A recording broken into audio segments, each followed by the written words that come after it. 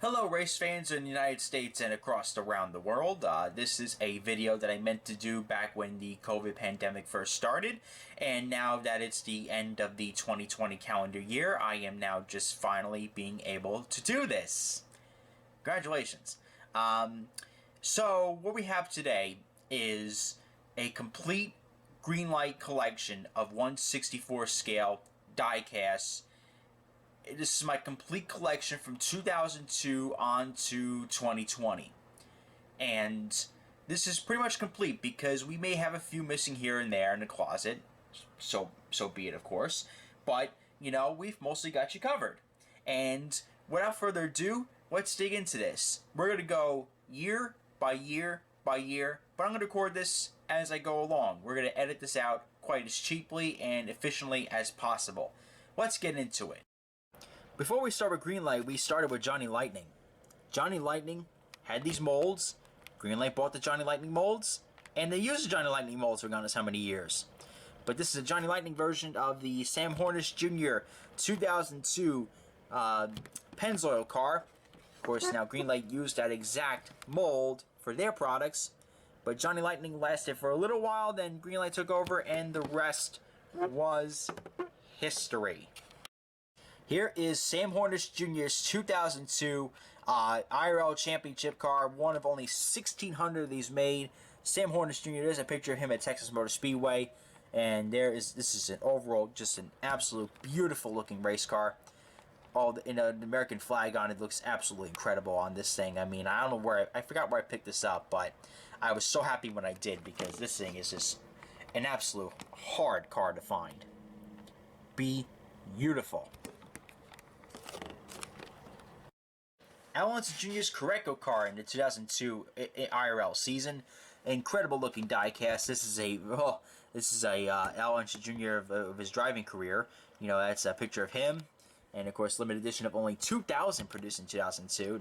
That's an incredibly low number, but you know this is when Greenlight was first starting as a company. They bought Johnny Lightning molds, and they did an incredible job for a couple years. And they moved on to the more current RL5 mold, which is really cool. But you know, this is the start of many, and we're gonna unveil a lot more of these. Before there was Scott Dixon, there was Jeff Ward driving the number 9 Target car. There's Jeff Ward in the picture there, probably like an Indy photo or something like that. But you know, there's the car itself. And this is limited edition of only one of 1,200, and this is a 2002 diecast. So this is going way back here. I mean, we're going far back here, people. This is something that's a hidden gem. You know, there was a Target car, there was a number 9 Target car before Scott Dixon, and he happened to win the Texas race in a photo finish. Here's the Sarah Fisher 2002 car. This is really a big throwback to the old Johnny Lightning molds, and this is the start of many years with them with Greenlight. Greenlight bought out Johnny Lightning, and this was the start of a new era for Indycar Diecast collecting. There's a very young Sarah Fisher. Of course, Sarah Fisher did sign this, so this is an incredibly rare diecast to have. You know, this is the old Indy Racing League logo. Oh my God, this is a real big throwback. But this is the start of many that's going to give you a big nostalgia. Here's Sam Hornish's 2003 car. This is, of course, signed by Sam Hornish, but I did not meet him actually in person. I actually bought this signed. But this car actually has a little panther on it. That's kind of cute. But here's Sam Hornish Jr.'s last year for Panther Racing. Of course, they made multiple of these because Sam Hornish was a 2-time IndyCar champion at that current moment. But you know what?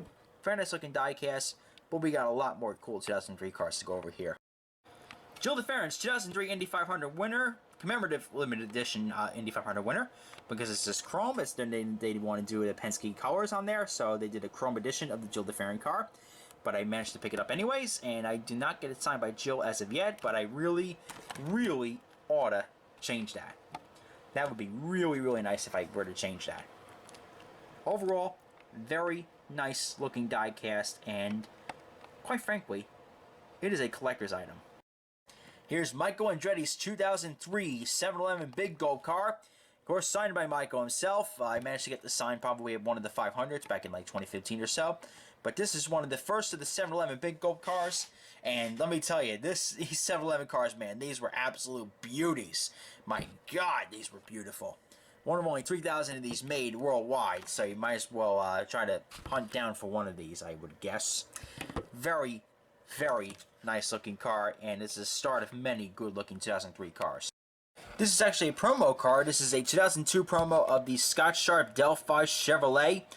This is the We Care Kokomo, Indiana car. This is a local promo here for the Indy Racing League. Only 2002 of these made, of course, symbolizing probably the year 2002 for this car actually being made. Oh, let's see. Oh, this is 2003. Excuse me. This is the 2003 IRL schedule, and here we go. That just basically runs it down for you, and yeah, this is a really, really cool promo. This is a really obscure car I pulled out of the collection here. My God, this is really, really awesome. This is Scott Sharp's 2003 Delphi Racing into Scouting program. This is a promo race into Scouting. I remember I bought this off an eBay dealer, and he gave me free shipping on this, which was incredibly nice of him. But, you know, this is a very nice looking diecast in general. Let's see here. Let's flip over to the back here. Let's see. There we go. And there's all the cool stuff about scouting and all that crap. Let's see, there we go. Circuit of Fun. Yeah. What we care about is the diecast itself, but definitely the packaging is pretty cool, I want to say. There we go. Here's the Scott Dixon 2003 Target car, signed by Scott Dixon. There's a very young Scott Dixon there. Only 1,200 of these made. Little did they know that Scott Dixon would become this absolutely godly IndyCar driver, and he would just be a multi-time champion. But there's the car itself right there. Absolute beauty. What a just gorgeous looking diecast. Felipe Giafone from Monon Racing. This is a very cool looking diecast. Looks like a Tasman Motorsports car almost. Tony Kanaan did drive for Monon for a couple years, but then Felipe Giafone went over to that team, and Tony Kanaan, of course, went to Andretti Green Racing for a number of years. And this is a very cool looking diecast indeed. This is one of my personal favorites of the 2003 season, behind, of course, the Michael Andretti car itself. Here's the Sarah Fisher 2003 car. This is the John Ryan Bolt number 23 car. And, of course, Robbie Buell has a number 24. Let's see here. You know, this is a very nice looking diecast indeed. I think there's some censorship on this car, though, because there's Sarah Fisher's signature on there. I'll have to look up and see what actually is on the car. There's also John Ryan Bolt logos on the rear wing itself. So something tells me a little bit of censorship on this car, but overall, very nice looking product indeed. Here's Robbie Buell's Purex car. Robbie Buell, the old commentator for NBC Sports, what was known then as Versus. But, you know, this is a very nice looking diecast indeed from 2003. And, of course, I forget what team this was for. Oh, John Ryan Bolt, duh. They're still around these days. I forgot these cars were made by John Ryan Bolt. But, you know, very nice looking car indeed. They also made the Sarah Fisher version of this. I believe I went over it already, but this is the car previously. But, you know, let's go over more, and let's dig into more of these 2003 cars. This is the 2003, I almost said 2013, oh my god. This is the 2003 Dan Weldon Klein Tools car. This is a Klein Tools promo, I want to say, question mark, or if it's official release, but it came with special packaging, so I want to say no. But this is a Klein Tools car in 2003. I remember specifically buying this car. Oh, this is a Klein Tools promo. You can see Klein Tools on the back here. Yeah, this is definitely a promo. But, you know, I purchased this car a while back in 2016. And I remember getting this car when I came back home in 2016 from Indy. Well, actually, no, I came back from my car breaking down, going on the way to Indy. So that's a memory that will hold in my head forever, unfortunately. But, you know, this is a beautiful, beautiful car. And the Klein Tools cars always seem to really spark my interest. And I'm glad I own quite a few of these.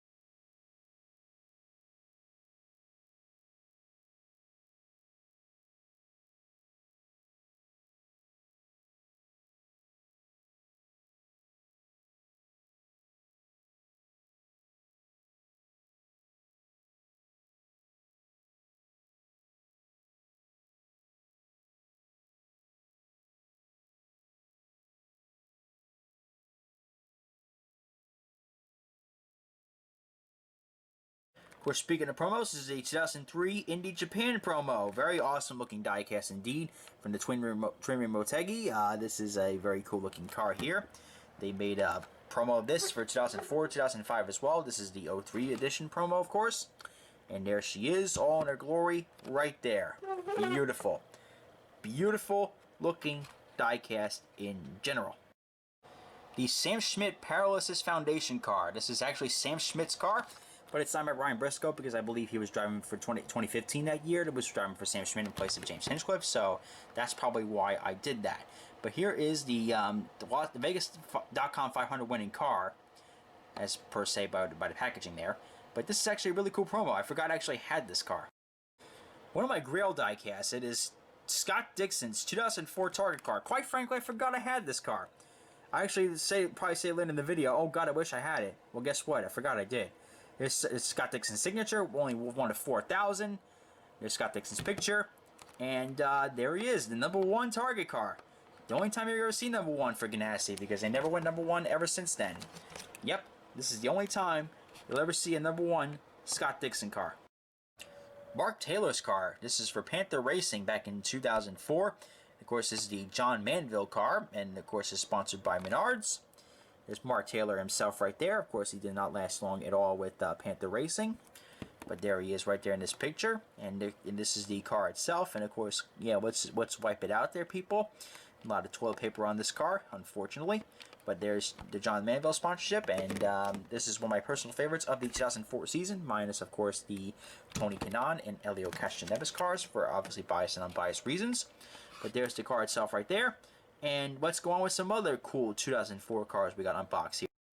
Alright, here we go, folks. The 2004 Elio Castroneves Penske Toyota. Yes, it was years ago when Penske drove with Toyota and the old Marlboro Team Penske colors.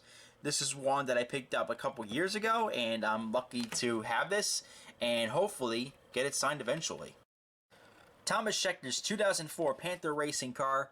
Thomas Schechter, of course, drove this car right after Hornish left that car, and because Hornish went over to Penske, and of course Panther Racing hired Thomas Schechter.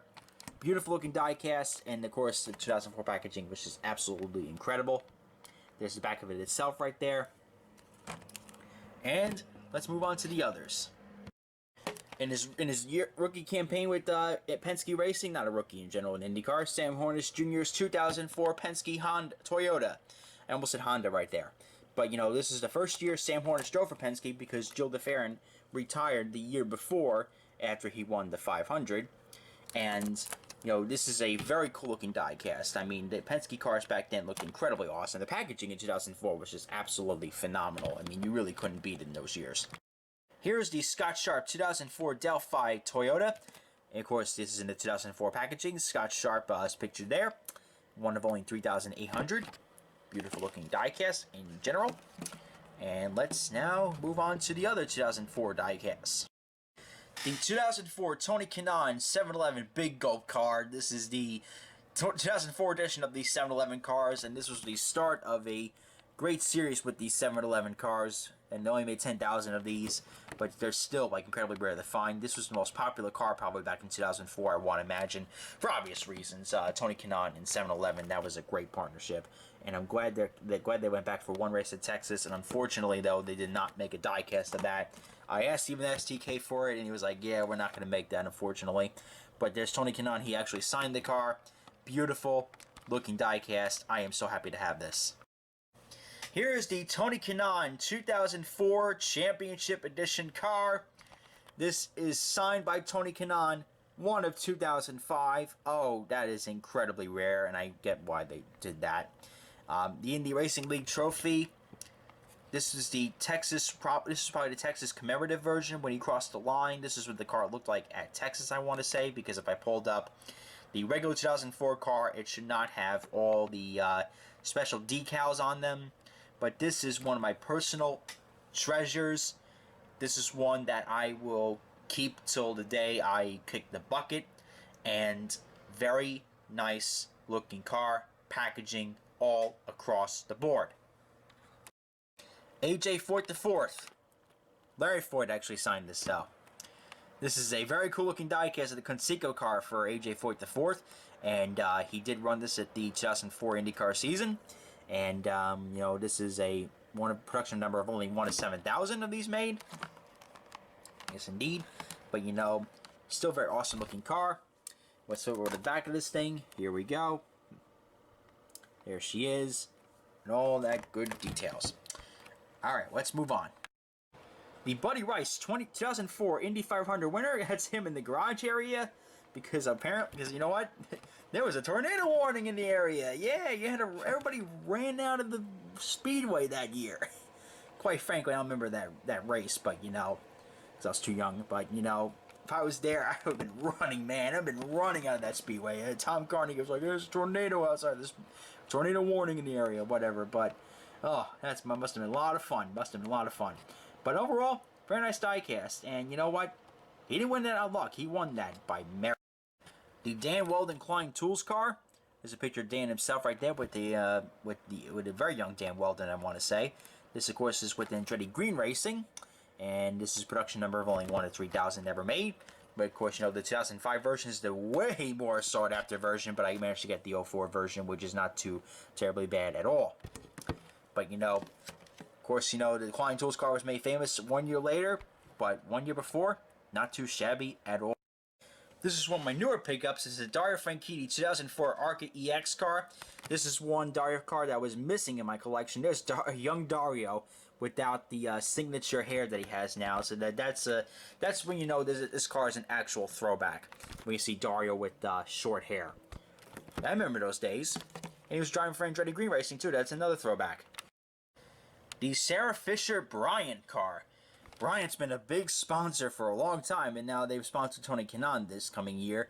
Sarah Fisher's signature on the box itself, because she owned a team at that current moment that I managed to get this thing signed from.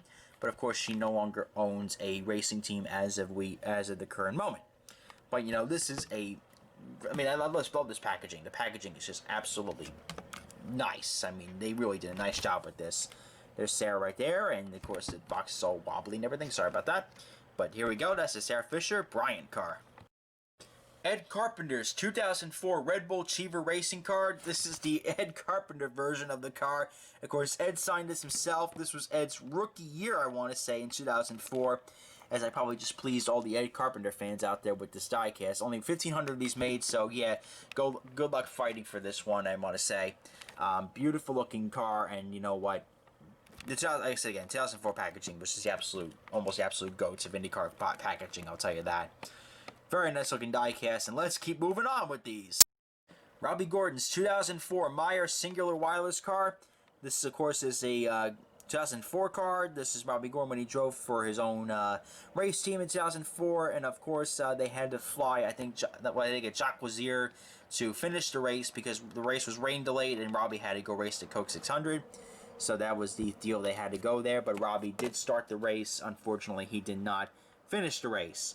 But they did make a Robbie Gordon diecast back in 2004, and this is a very nice product to have indeed.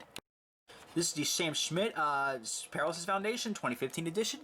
James Jakes, Ryan Briscoe, James Hinchcliffe, and Connor Daly all signed this car.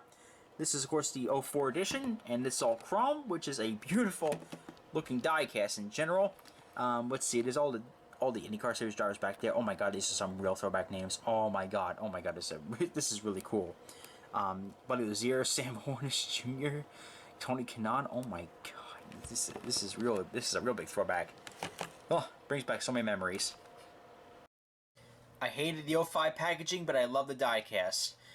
Whoever designed to go against clamshell packaging in 2005 really ought to be shot in the head. Yeah, sorry to be brutal there, but you know, that's what really should happen, because I can easily rip this thing apart, and I do not want to do that, so we got to keep very careful with these 05 cars, and the box is very beat up, well, obviously, because it's not clamshell, but let's suck it up. This is the Elio 2005 Penske Toyota, very nice looking car, but we got to get it signed by him. Thomas Schechter's 2005 Pennzoil car. Reviewed the 04 car, now we got the 05 car, and of course I'm going to comment once again on the crappy packaging in 2005. or this might be the first car we review, so I'm just going to mention, hey, in 2005, they had crappy packaging. Go figure. I mean, this thing is like cardboard, pretty much. Ugh. I'm glad they went back to clamshell back in 2006, because this I can rip open easily. This is god-awful. Sam Hornish Jr.'s 2005 Penske car. Signed by Hornish. I bought this sign, by the way. I did not actually meet Sam Hornish in person. There's Sam Hornish doing something with his team.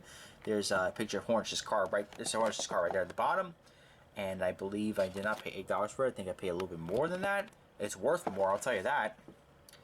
And here's the car itself again. Beautiful looking diecast, but not great so packaging. Brian Herta's 2005 Sirius XM car. Signed by Brian Herta himself. There's Brian's picture and his car in the background. But this is the 2005 version of the car. We have the 06 version here coming up. Crappy packaging, of course, in 2005, but it will indeed do. Here's the 2005 Scott Dixon Target car, signed by Scott Dixon. And they got him with testing the car out at the shop. And there's a picture of Scott Dixon. And yeah, I got the 05 version, not the 04 version, unfortunately. And of course, I got the 05 version with the crappy packaging on it. Yeah, that sums up my life for you. But overall, beautiful diecast. Here's the Tony Kanaan 2005 7-Eleven car. A bunch of decals on this car from the oldest stuff they sold at 7-Eleven. Tony Kanaan did sign this car. That is a test, I believe, at the Homestead Miami Speedway road course. That's what I want to imagine, because that's the old short oval and road course wing configuration on that car. But this is the diecast itself, and they did produce some crappy packaging in 2005, but that'll do. But this diecast is absolutely flawless, incredible, and I absolutely love it. This is the Danica Patrick 2005 Argent car. This is the car with the white numbers. The original white numbers are the more rare hard cars to find, because they produced these cars with white numbers years ago, and they said, no, that's wrong, and they said, all right, we're going to produce a second batch, and then they produced a second batch with the yellow numbers on it. But if you're looking for a Danica Patrick 05 car, try to go with the one with the white numbers, because that one is more incredibly rare and hard to find. This is the Danica Patrick 2005 Argent car with the yellow numbers on it now this time. They had the white numbers, but the yellow numbers are the more popular car, but the white numbers are the ones to sought after as the collector. So I wiped off all the dust off of this car. Here we go. There's the car itself, and there's the packaging there. Of course, this is an absolute beauty itself, but you know what? If you're a collector, you ought to go after the one with the white numbers on it, because every collector will tell you that is definitely the more rare edition of the car. Here's Vitor Mira's 2005 Menards car. I believe I got this at the memorabilia show. I want to say that this looks like a memorabilia show kind of ad here. But yeah, this is. I mean, I hate to say it again, but the packaging just definitely does not do me justice right there. But overall, very nice looking car, I gotta say. The Dario Franchitti 2005 Arca EX car, signed by Dario, very young Dario there. Of course, this is a crappy packaging back in 2005, but this will do. But the diecast itself is absolutely mint. It's got the old Foresight logos on here too. That's another throwback. That is another throwback with Foresight being sponsoring cars. But there we go. That's that, and let's move on. This is the 2005 Indy Japan promo car, and this is one of only 3,000 of those made. These Indy Japan promo cars, man, these were awesome, man. They were really nice looking race cars. And quite frankly, I think there's some damage to the oval still, so I don't think they're gonna race. I don't think there's been oval racing on it since that earthquake hit back in 2011. Damn, that was a nice track. Michael Andretti's #1 Vonage car. This is the 2006 car. Michael did sign this, of course, and let's not reiterate how Michael was one of the first Andrettis that should have won the damn race, but of course he didn't win the race, and his son Marco was destined to win the race, and then yeah, the story was told from there, unfortunately. But overall, still very nice looking diecast. Here's the Brian Herta 2006 Sirius XM car, signed by Brian Herta himself. And this is just an incredible diecast. I mean, I have the 05 version of this too, but that's it. This is incredible. I mean, The old Sirius XM cars, those are a real big throwback here, people. Absolutely incredible. Just, we gotta go through all of these, man. Oh my god. Here's the Scott Dixon 2006 Target car, and this is, of course, signed by Scott Dixon. Look, you know, the 2006 Target cars were just absolutely beautiful, and I'm probably gonna say the same thing when we go over to Dan Weldon here in a little bit. But you know, they did absolutely great job with these cars back then, and it's such a shame that they went like all red in their final years before they went back to the Bolt in 2016. Quite frankly, they should have never let the Bolt in the first place, but that's just my personal opinion. Next up is the Dan Weldon 2006 Target car. You know, like I mentioned before, you know, the 2006 packaging was absolutely incredible, and the 2006 Target Chip Ganassi cars really had some killer liveries in 2006. I mean, they really, really did. I mean, these things are just absolutely incredible. Too bad they got rid of the white on the cars in the later years. I mean, that was really their identifier once they got rid of the bolts. But who knows? You know, hopefully these things will be treasured. Now, I did go over this car, but I did fail to mention that I picked up a signed one. It's Dan Weldon's 2006 Target car, but this one is signed by Dan.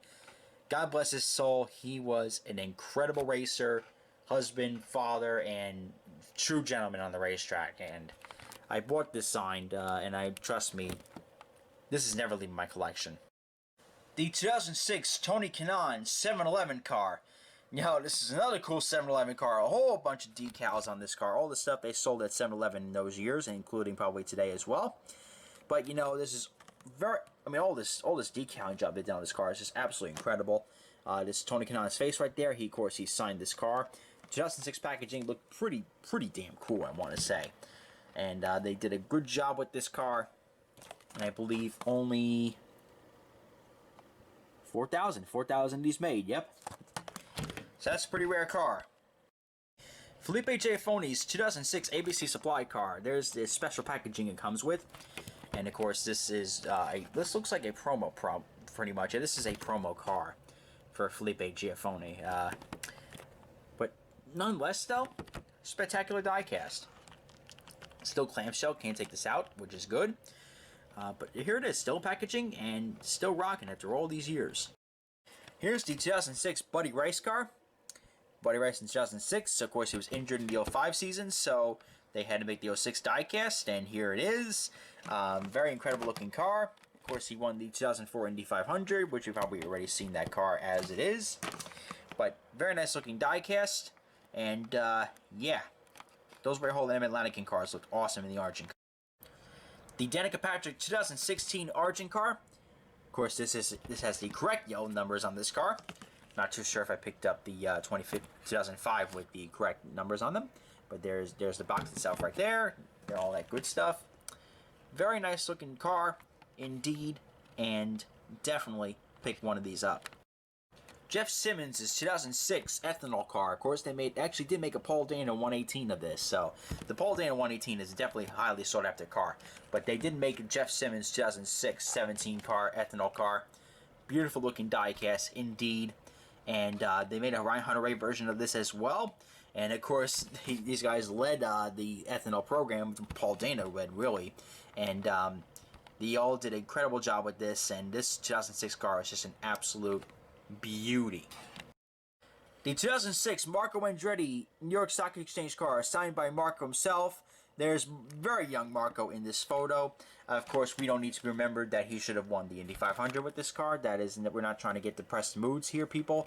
So, of course, we really want to just move on, shall we? But this is just an incredible looking car. This is the ARCA EX cars rebranded, of course, as the New York Stock Exchange cars.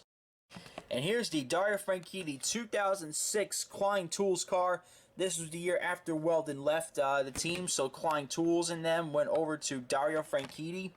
And Dario had a very cool stint in his Andretti Green racing career. But of course, you know, then he went over to Chip Ganassi Racing and just absolutely set the world on fire. But a very young Dario Franchitti without the signature hair. That's a throwback in its finest. Kosuke Matsura. That's the 2006 Kosuke Matsura Panasonic car. and they still around with Sato. I'll tell you that. I think Koski's I think he's part of Panasonic. I want to say, but you know, they all sponsor Takuma these days, and they're still around. Quite frankly, a bit. And this is actually kind of a promo, I want to say. If you want to ask me, they wanted to promote themselves a little bit. This is I'm going to take a look at the production number here. One of 3,500. It's very faintly made there, but it's 1,3500. And that's the Kosuke Matsura car. I wouldn't dare ask Marco Andretti to sign this car. This is the 2006 Indianapolis 500 program car. This is beautiful packaging, my goodness. Well, my God. Too bad that the race was marred by the last lap pass, and I think everybody in the Speedway was rooting for Marco that day, as far as I can remember. Up next is Elio's 2007 Penske car, signed by himself. I got this at the Motorsports Show one year, and I immediately purchased this, and I immediately took it over to Indy to get it signed by him. I forget which year he signed it, but the 07 Penske cars are probably harder to find now, I imagine. But I did pick this up, and I am very lucky to have this. The 2007 Sam Hornish Jr. Penske car, very nicely done diecast, I want to say. Very, very cool looking race car. The 2007 versions, of course, were a little more plain, but you know what? They'll do. They'll do indeed. I never got this signed by Sam Hornish, but one of these days I really ought to do that. Here's Danica's 2007 Argent car. This car was not signed by Danica, as I probably will mention later on in this video. I probably no intentions to. But, you know, here we go. This is the back of the packaging itself, and here we go. Yada, yada, yada. Here is the front of the car, and you know what? These cars were just absolutely incredible. Bet many of you didn't know this existed. Scott Sharp's Tequila Patron car. Yeah, this actually existed. I bought this at the memorabilia show at IMS. And I'm like thinking to myself, I'm never going to see this car ever again the rest of my life. So it was an easy, easy pickup. And I really don't think I regret it at all. Not at all. Absolute beautiful diecast. Scott Dixon's 2007 Target car, signed by Scott Dixon himself. This packaging does have a little bit of yellowing to it. I think it's because of my old diecast from years ago, or whoever the previous owner was of this car. But overall, the car is still mint, very well in box and everything. Just an absolute beautiful diecast, and you know what? Glad it's in the collection. Dan Wolin's 2007 Target car. And of course, I thought this was the 08 version, but luckily it wasn't. I remember in the 08 cars they produced them on the crap mold, but you know, this is the 07 version, which is still relatively cool. Still using the old Johnny Lightning molds back in those years. And unfortunately, those cars looked almost nothing like they did on the racetrack.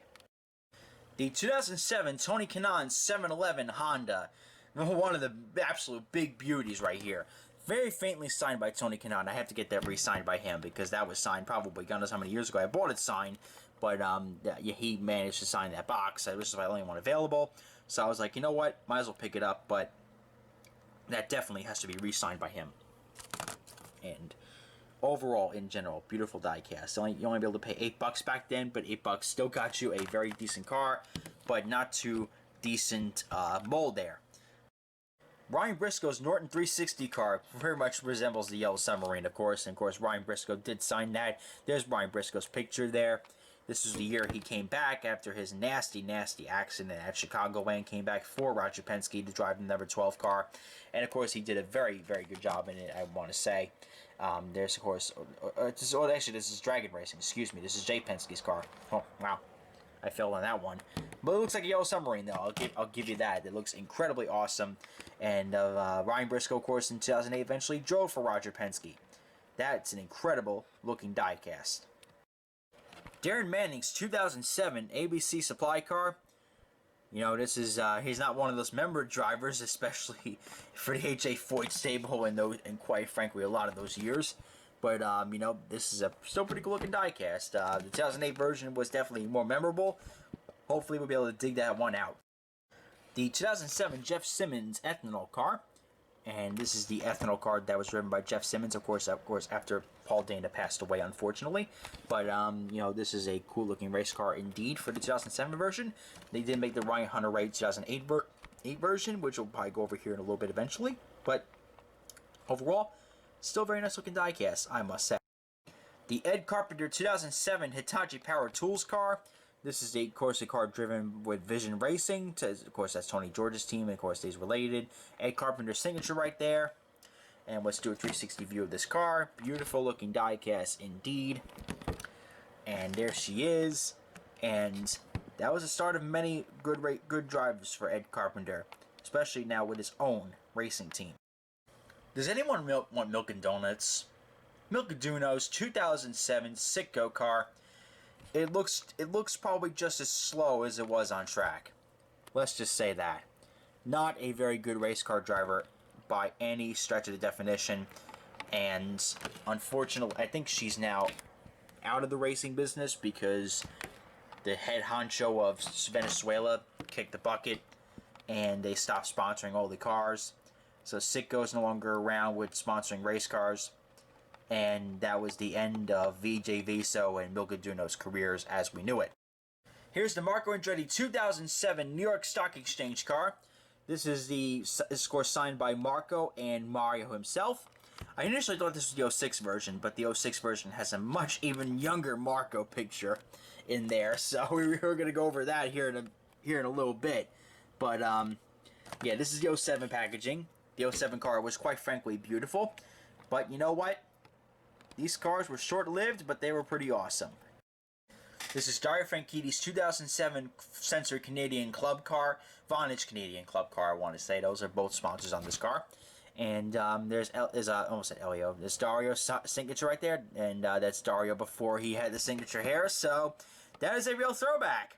This car was made before Dario won the Indy 500 that year in 2007. And let me tell you, that car was absolutely bulletproof in 2007. Actually, when I got Dario to sign this, he was like, yeah, that was a fast car. And rightfully so, it was a fast car because he should have won the pole for that race. And I said right before the race started, I'm like, Dario's going to win this damn race. And Dario won the race. But as a Canon fan, this race still stung.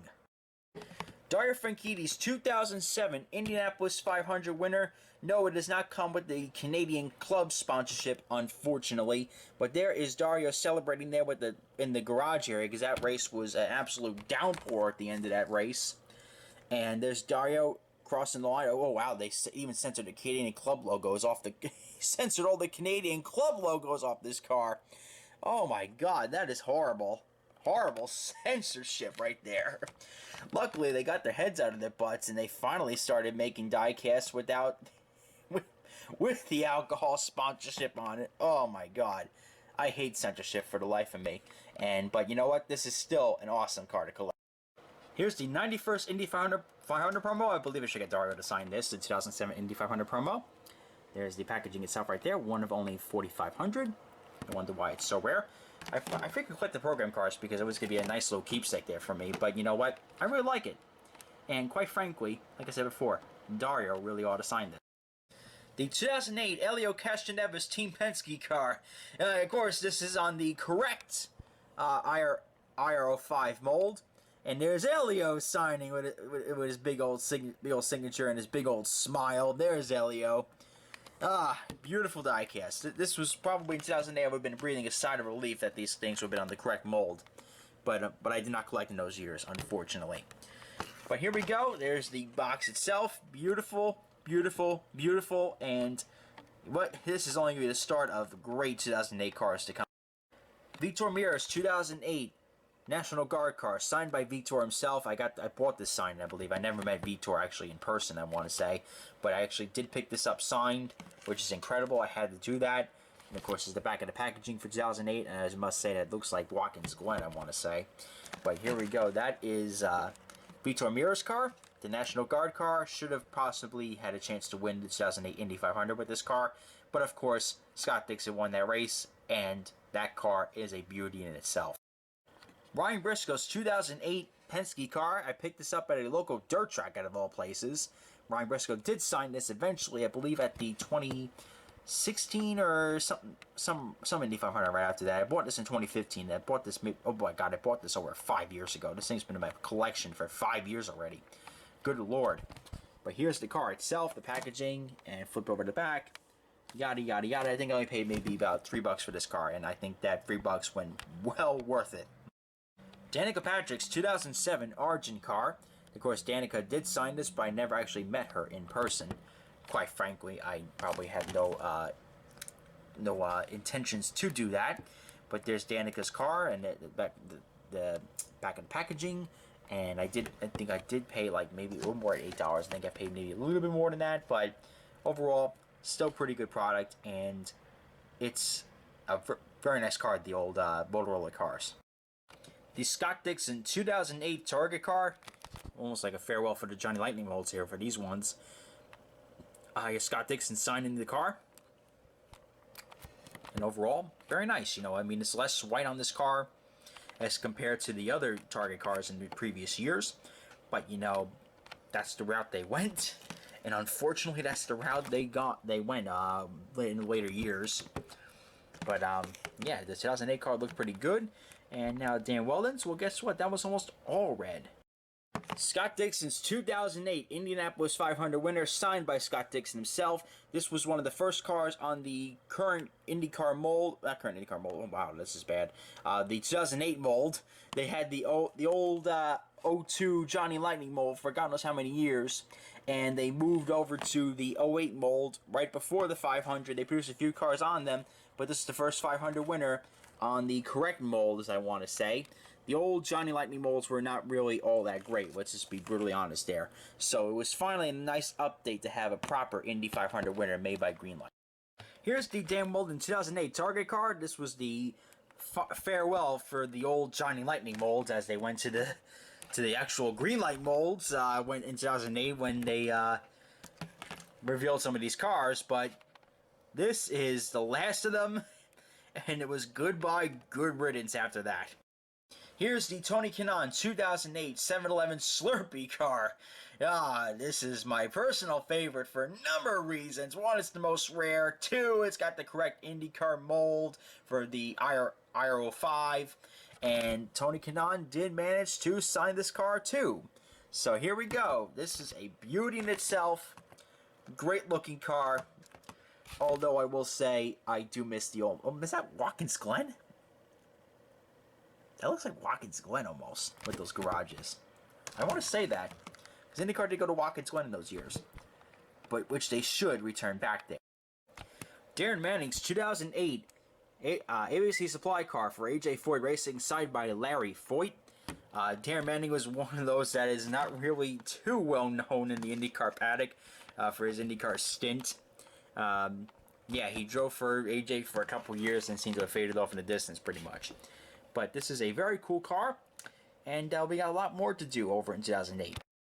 Ryan Hunter-Reay's 2008 ethanol car, signed by Ryan Hunter-Reay himself, and there's a very young Ryan Hunter-Reay in that photo. Who could forget when Ryan Hunter-Reay won Watkins Glen in 2008 in this car? Yeah, little do we know he would become an IndyCar champion, Indy 500 champion, and you name it, this guy has done it all. Wow. This is a before you're famous diecast. This was one that I looked forward to for a long time. It is Marco Andretti's Indiana Jones car, signed by Marco himself, I believe at the 2015 edition of the Indy 500.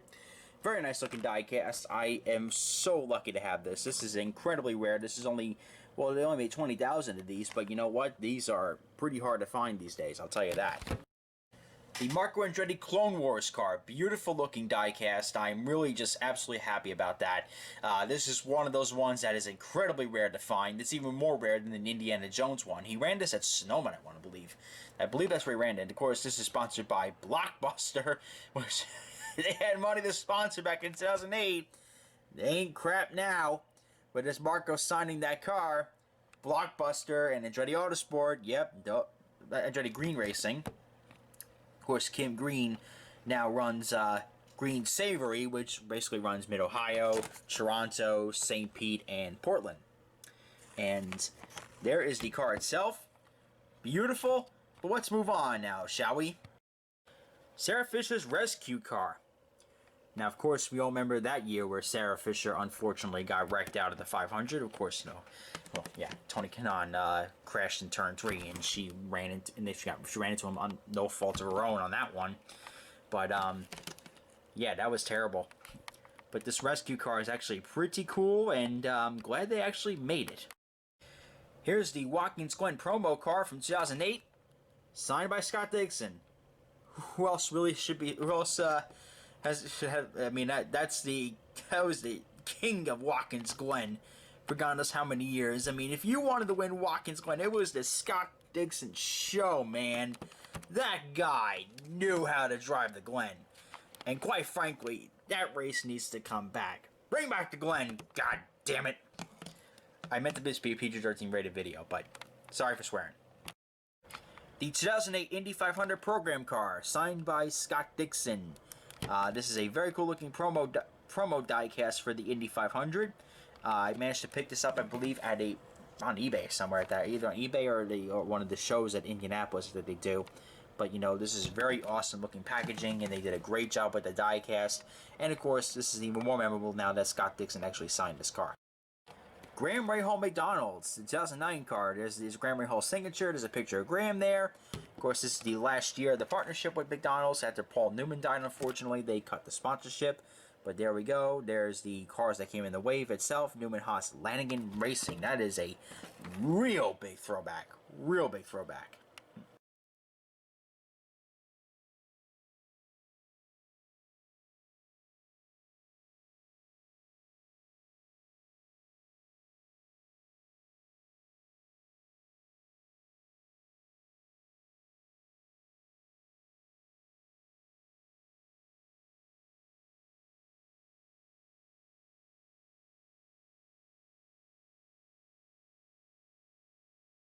Tony Kanaan's 7-Eleven car. This is the oval wing configuration version. We got Kanaan's signature right there, and of course this is an absolute beauty right here. You got the all detail mirrors on this car. You can't really see it though, it's because it's white. You got all beautiful car for the price you paid for this car.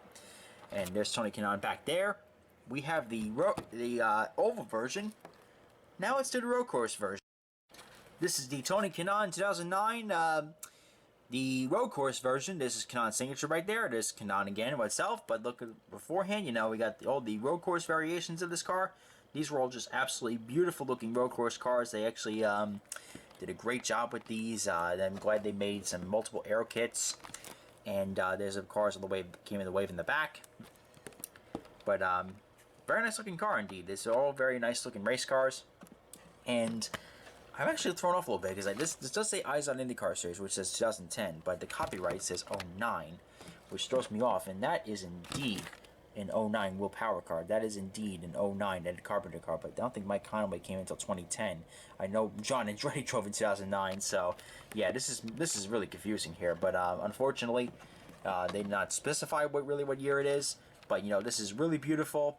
And I know Tony Kanaan's last year was 2010. This looks more like the 2010 car, honestly, because it has doesn't have a multicolored wing on this car like it does like in 2009 cars. Here's the Will Power 2009 Penske truck rental car. Yes, I do know now this is definitely 09. This is definitely not 2010. It was sponsored by Verizon in 2010, but they have the Eyes on IndyCar Series logo on there. That's 2010. Got the Will Power signature. There's a very young Will Power. Very young Will Power there. Old Penske Racing logo. That is a very old logo there. Very old Penske Racing logo. Where that is no longer in use. And let's see there. There's the Will Power car itself. And let me tell you, this Will Power rookie campaign with Penske, that wasn't a rookie in IndyCar in general, but you know, first year with Penske, this is an historic. There's the Ed Carpenter 2009 car. Of course, this is signed by Ed. And I think, yeah, I did only pay $5 for this car. I only paid $5 at a show, I believe. But there's the car itself right there. Beautiful looking car.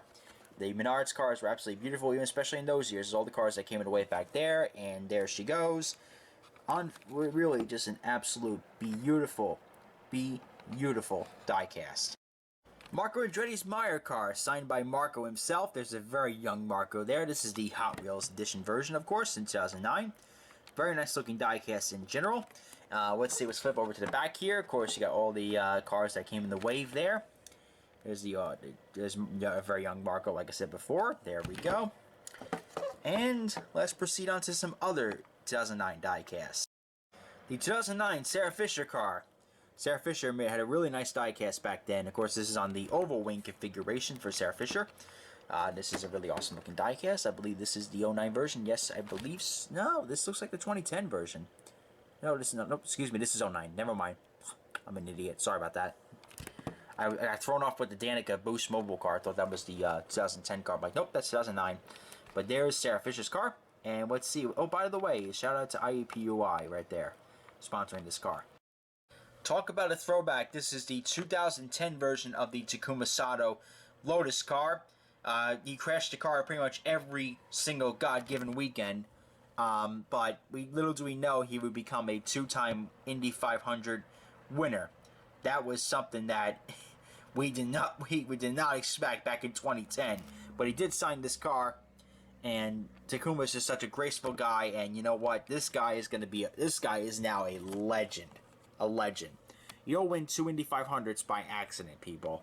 And that guy proved to the world that this guy is a capable race car driver, and he's a hell of a racer. The HPD promo back in 2010. This car has a HPD Indycar and a Honda Civic. Let's see, Alexander Rossi signed this. We got some more. We got Zach Veach. We got Connor Daly, and we have trying to think of who else the signatures are. Davis could probably yell at me for this, but you know that's a pretty nice looking diecast in general. You know, this is a dual look diecast set. Oh, this looks like maybe Sato signature, probably, maybe, but let's see here. I got all the stats about the IndyCar Hondas back then. Beautiful looking car packaging in general. And here we go. Let's move on now, shall we? This is one of the few 2011s I have. I don't know if I have many laying around here, but this is the 2011 Hot Wheels Elio Castroneves Shell V-Power car. Like I said, you know, I think I have these somewhere in storage somewhere.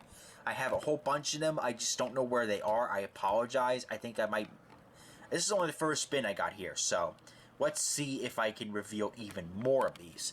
But, you know, this is the Elio Castroneves one himself.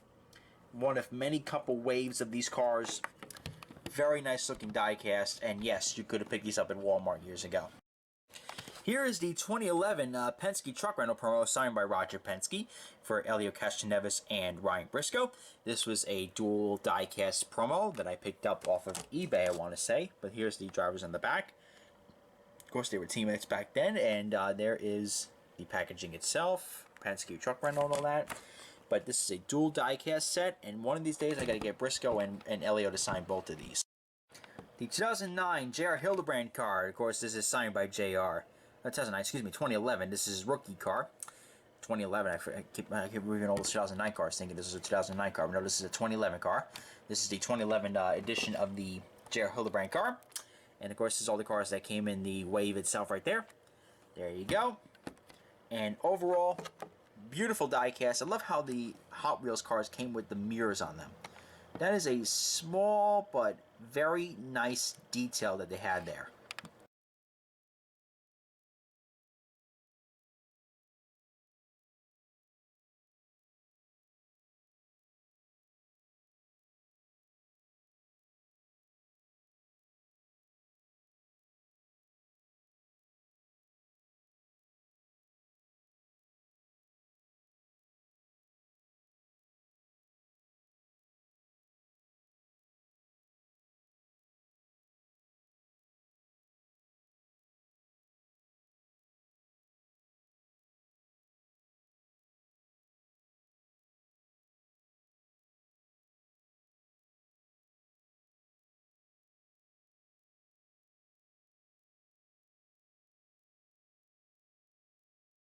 Here's Vitor Mir's 2011 ABC Supply Company Incorporated car.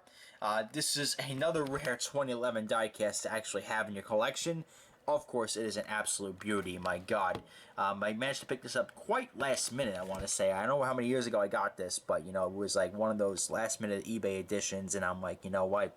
Definitely have to score this, and I was very happy to have it, and this has been in the crates for a couple of years now at this point. Alright, so that's a beauty in itself. Let's keep going on, shall we? The 2011 Dale Coyne Racing promo. This is a scouting promo, but I actually made Bourdais sign it because Bourdais was mostly the driver of the car. There's Bourdais' signature on it. He signed it in 17 because he signed that in 2017. But there's the Racing for Scouting promo. And this was one of the rare edition cars that came in 2011. This is a promo for the Boy Scouts, I must say. Not really much so for Dale Coyne Racing, but there you have it. That is a cool looking promo. 2011 IndyCar Diecasts are really hard to find, and you know what? This is a blessing to have. Ryan Hunter-Reay's 2011 DHL car, the car where he pretty much failed to qualify at the 500 with, and 3 years later he won the race itself. That's him signing it right there. And you know that this is an awesome looking diecast. I mean, I would have liked to have picked this up in the 2011 season. That would have been absolutely phenomenal to have right there and there as they were unboxing it at the Speedway. But unfortunately, we did not have that luxury back in 2011 to go to the Speedway. So, I'm very lucky to have this, and you know what? It's awesome that he signed this, and this thing has been right in the crates for God knows how many years, and I'm finally just unveiling it to the public. Here's the Ed Carpenter 2011 car, signed by Ed. Here's these 2011 cars, man. They were extremely hard to find, and I'm just so lucky to have this particular car in my collection, you know, because good luck finding this really anywhere else, to be brutally honest with you there. And let's see here. This was Go 360 View, and let's go over some of the other. Charlie Kimball No Vlog Flex Pen car. I actually picked this up at Gutswear. Gutswear actually gave me this car. Yeah, Tom actually gave me this from Gutswear. I was like, you know, you're a good customer of mine. Here's a diecast. He actually just gave it to me in the shop, so I was very appreciative of that. And this thing's been in my collection ever since then. This was the car that started it all. It's the 2011 Dan Weldon William Rast Indy 500 winner. Here's Dan, of course, it's Dan's picture right there, and there's, well, of course, there's all the Weldon stats there. Of course, you know, this was one of the first comebacks for Greenlight when they made diecast again. This is one of the cars made for the 500 winners. And, yeah, fortunately, we know what happened to Dan. God rest his soul. He was an incredible racing car driver and a great friend and colleague. But, you know, this car will live on forever. And so much, they did not make one, but two of these. Here is the tribute edition of the Dan Weldon Indy 500 winner. Of course, this was one that was made by Greenlight after, of course, when Weldon passed away, unfortunately. And, of course, I think the car came out just after Dan Weldon died, I want to say. That was the incredibly sad part of that one. But there's Weldon crossing the line of bricks. And there's all the pictures of the race behind there and the Borg Warner trophy. Absolutely incredible piece to find, and I'm just extremely happy to have this, and this should be in a lot of people's collections. This is the 2011 United Medical Providers promo for Sam Schmidt Paralysis Foundation. Another 2011 card that, you know, is quite rarity to have, even though this is a promo and it's not really, you know, I don't think the market value is really too big for this one, but it's still nice to have with the 2011s. The 2011 Winter World Stinger for the tribute to the 100th anniversary running of the 500. This was an incredible promo-looking diecast. This was signed by Oriol Servia, Rick Mears, looks like maybe Buddy Rice a little bit, but I see Scott Dixon and I see Mario Andretti signing that as well. These are all incredible signatures on there. And of course, you know, in 2015, the Oriol Servia drove the tribute version of the Stinger back in 2015 as a number 32 car itself. But very incredible looking diecast. This is awesome. Of course, the real life car has all a bunch of signatures of the old Indy 500 drivers and 500 winners, of course. They all signed it, and very incredible. And this car was auctioned off for charity, I want to say, too. So that was pretty cool of them to do that. One of the cars that started the collection, it's Elio Castroneves' 2012 Show V-Power car. This is the one he won at St. Petersburg with and did the tribute to Dan Weldon himself. It is, of course, signed by Elio. I believe I mailed this to get signed by him. I don't think this was actually signed in person, believe it or not. But beautiful looking diecast, and this is one of the cars that really started the collection. I started collecting back in 2012. The very first one was Weldon's car. That was the first one I started collecting full time, and this is really what started the collection here. J.R. Hildebrand's 2012 National Guard car, signed by J.R. himself. Very nice looking race car. Of course, this car was the last Panther Racing car we got out of in the diecast form. Panther Racing basically went out of business after the National Guard sponsorship left. And of course, they played a lot of musical chairs with their drivers in their later years. After JR crashed on lap 4 at the 500, that was the end of JR's career or stint with the Panther Racing program. Here's the Catherine Legge 2012 True Car car.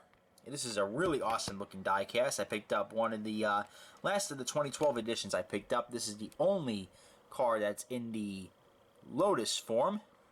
Dragon Racing, of course, this is Jay Penske's car. And here we go. Here's the back of the box itself. Oh, of course, very incredible looking diecast in general. But yeah, this is the only one that they made of a Lotus IndyCar. And quite frankly, the Lotuses did not last very long at all. Here's the Scott Dixon 2012 car. I believe I got this over at Brickles as part of the pricing tag there. Rip Brickles. Let's see, the Scott Dixon signature right there. Scott Dixon did indeed sign this, and this is the 2012 edition. So of course this is on the, this of course is a Honda. Let's see, there we go. There's their price tag on the bottom there. I believe that's the price tag from IMS, I want to say though. But they charge $9, but I think Brickles only charge, oh, the Brickles did charge $9, that was $8. Never mind. Well, Rip Brickles indeed though. Here's Dario Franchitti's 2012 Target car. Almost an Indy 500 winner, my god. Here's Dario Franchitti's signature. And this is the regular version. They also made the Indy 500 winner, of course, in the number 50 Target car. But there's Dario Franchitti's number 10, and there's all the stats right there. Yada, yada, yada. But overall, very nice product. I managed to pick this up at Brickles, God knows how many years ago. Yeah, Rip Brickles. Will Power's 2012 car. This, of course, is signed by Will Power. The Will Power 2012 car was the start of many cool Verizon cars up until the silver cars, which that lasted. This could last for another couple of years now. Those silver cars, well, of course, a stunning looking race car in general, and the partnership with Verizon, Will Power, and Penske has just been absolutely incredible. Hopefully lasts a few more years. Here is the Tony Kanaan 2012 Geico car. This is the one that he drove at St. Petersburg. And unfortunately, they did not run this really anywhere else. This was a scheme that they only ran once, and that was pretty much all she wrote for this car. Because after that, they had like a blue and silver car, pretty much. But this was the only time they ran really the St. Pete livery, and then they made the diecast based off of that. But this was the car that really started the Kickstart collection in IndyCar Diecast. So I really owe it to this one, and I will probably never sell it. And of course, this is signed by Kanaan himself. I literally have no idea why Takuma Sato and Jack Hawksworth signed a Mike Conway car. I think I probably just needed a cheap ABC supply thing for them to sign, and it looks like they did so, signing that. But maybe I should really go to a WC race and get Mike Conway to sign this. That would actually be a really good idea. But this is his 2012 ABC supply car. Not many people know this existed. Takuma Sato's 2012 Mike Jack car. This is a very cool looking promo. Well, kind of a promo, but it's also a regular release too, in a way. They actually made this, believe it or not. This is actually a really rare diecast. I mean, my god. I think I got it from my friend Brody. I think Brody gave it to me, this car. Very nice of him. Either I bought it somewhere. I don't know where I got this from. But I'm very lucky. It's like, my god, they actually made this car. Wow. Ed Carpenter's 2012 Fuzzy's Vodka car, signed by Ed Carpenter. I believe at the 2014 Indy 500 he signed that car. Probably right after he won the pole, too, I want to imagine. And there's the back of the packaging, and of course, 21 and over, but you know, anybody and their grandmother could have bought this car at the racetrack. Here is the Marco Andretti 2012 RC Cola car, signed by Marco Andretti himself. This car was a really cool looking race car. I wish they could have made this in 1/18 scale, but of course Michael did not sign the papers that came with these cars, so they did not get the 1/18s made, but they made the 1/64s. These things look incredibly nice, and I am very lucky to have this, and hopefully some of these resurface on eBay or something like that so you can purchase as well too. Here's James Hinchcliffe's 2012 GoDaddy car.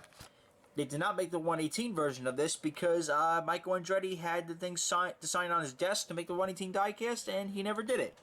So, of course, no 2012 Andretti Autosport 1/18 scale diecast, unfortunately. But we did have them in 2013, and that did make up the difference. But these are beautiful looking diecasts in general, I want to say. And they did make some great looking products, I will have to admit that. And the 2012 version is pretty cool, but in my opinion, I think the 2013 version just is a little bit better. Did you forget this existed as well? Yeah, I did too. Here's the Ryan Hunter-Reay's 2012 championship car, signed by Ryan Hunter-Reay himself. This is a beautiful picture of the Astor Cup, and I remember one year in 2015 or 16 that Lids found like a whole bin full of these, and they re-released these again, wherever the bin they found them in, and they resold them at IMS, and they sold them out within weeks, I believe. I mean, these things were in, and they were gone.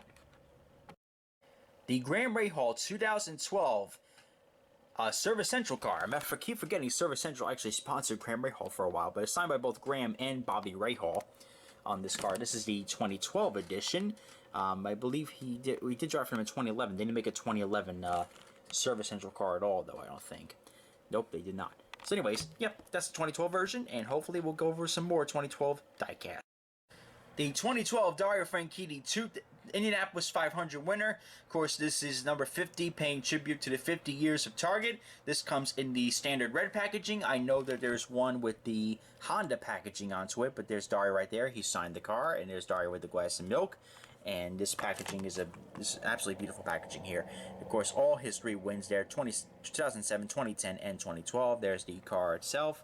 And, of course, it says 3-time Indy 500 champion, as he should be.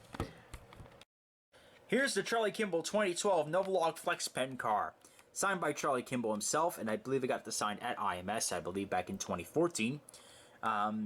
Beautiful looking diecast. I mean, this thing is really, really gorgeous. I also love the fact that the orange is not picking up on the camera as well as it is in person.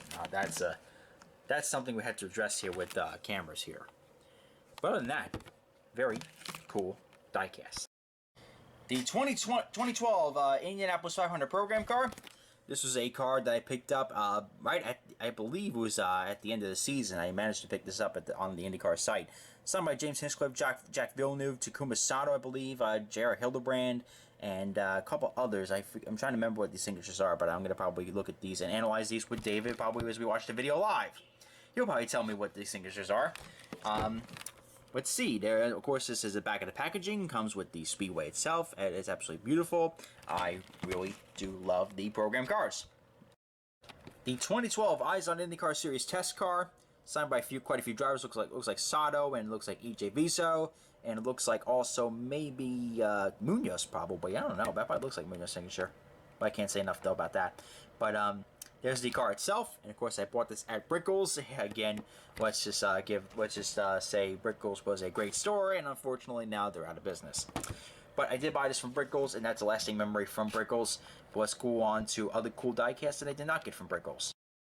The 2012 Honda test car, signed by Ryan Briscoe, James Hinchcliffe, Connor Daly, Graham Rahal, and I forget who the other one is. I can't tell who this signature is. Probably David's going to yell at me again for listening, for not knowing who that is. But, you know, awesome, very awesome car.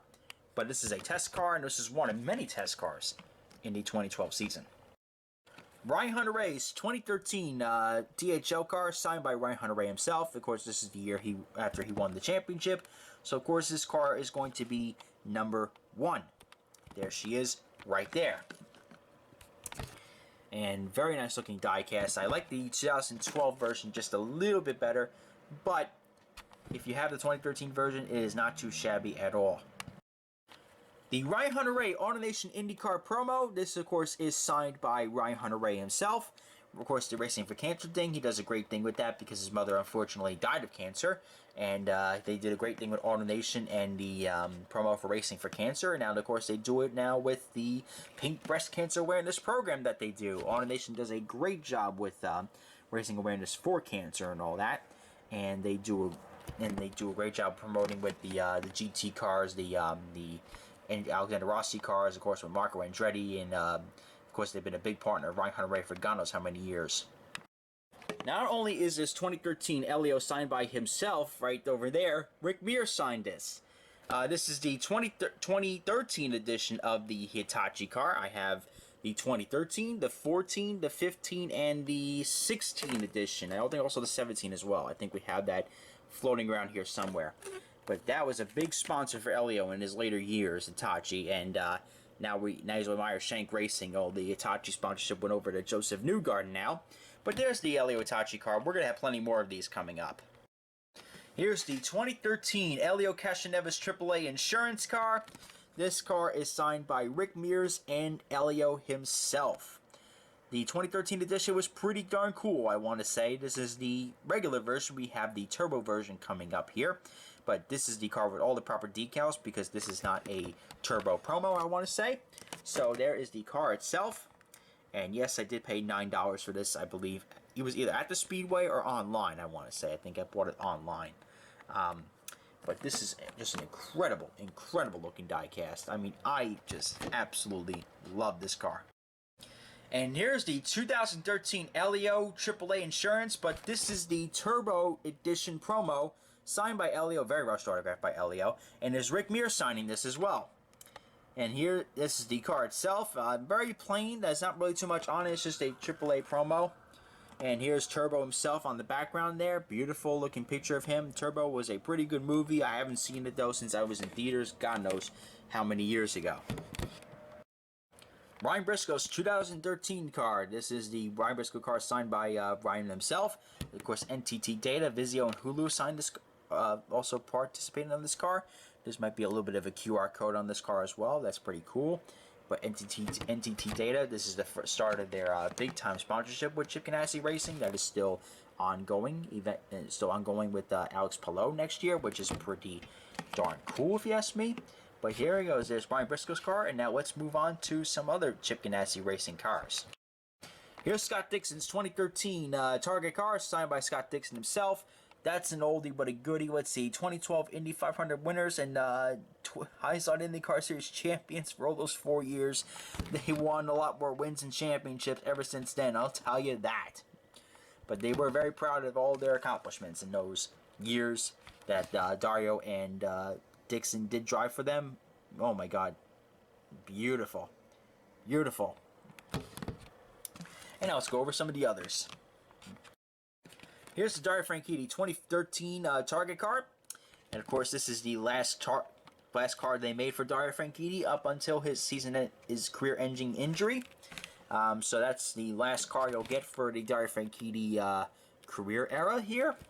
But overall, very nice looking product indeed. They did a great job with this, and I am extremely satisfied with it. And very cool. Dario signed this. I forgot when I got it signed, but I think I got signed at the 14 or 15 Indy 500. But that's about it, and let's go over to the next card, and I'm telling you this, it's really, really cool. One of my all-time favorites, Tony Kanaan's 2013 Indianapolis 500 winner, signed by TK himself. A fabulous, and I mean fabulous, diecast in general. I really should have bought more as an investment, but, you know, this is the one I wanted as growing up, and you know, I got it signed by TK, I believe, in 2014 or 15 at the 500. And without a doubt, this is one of my personal favorites of all time.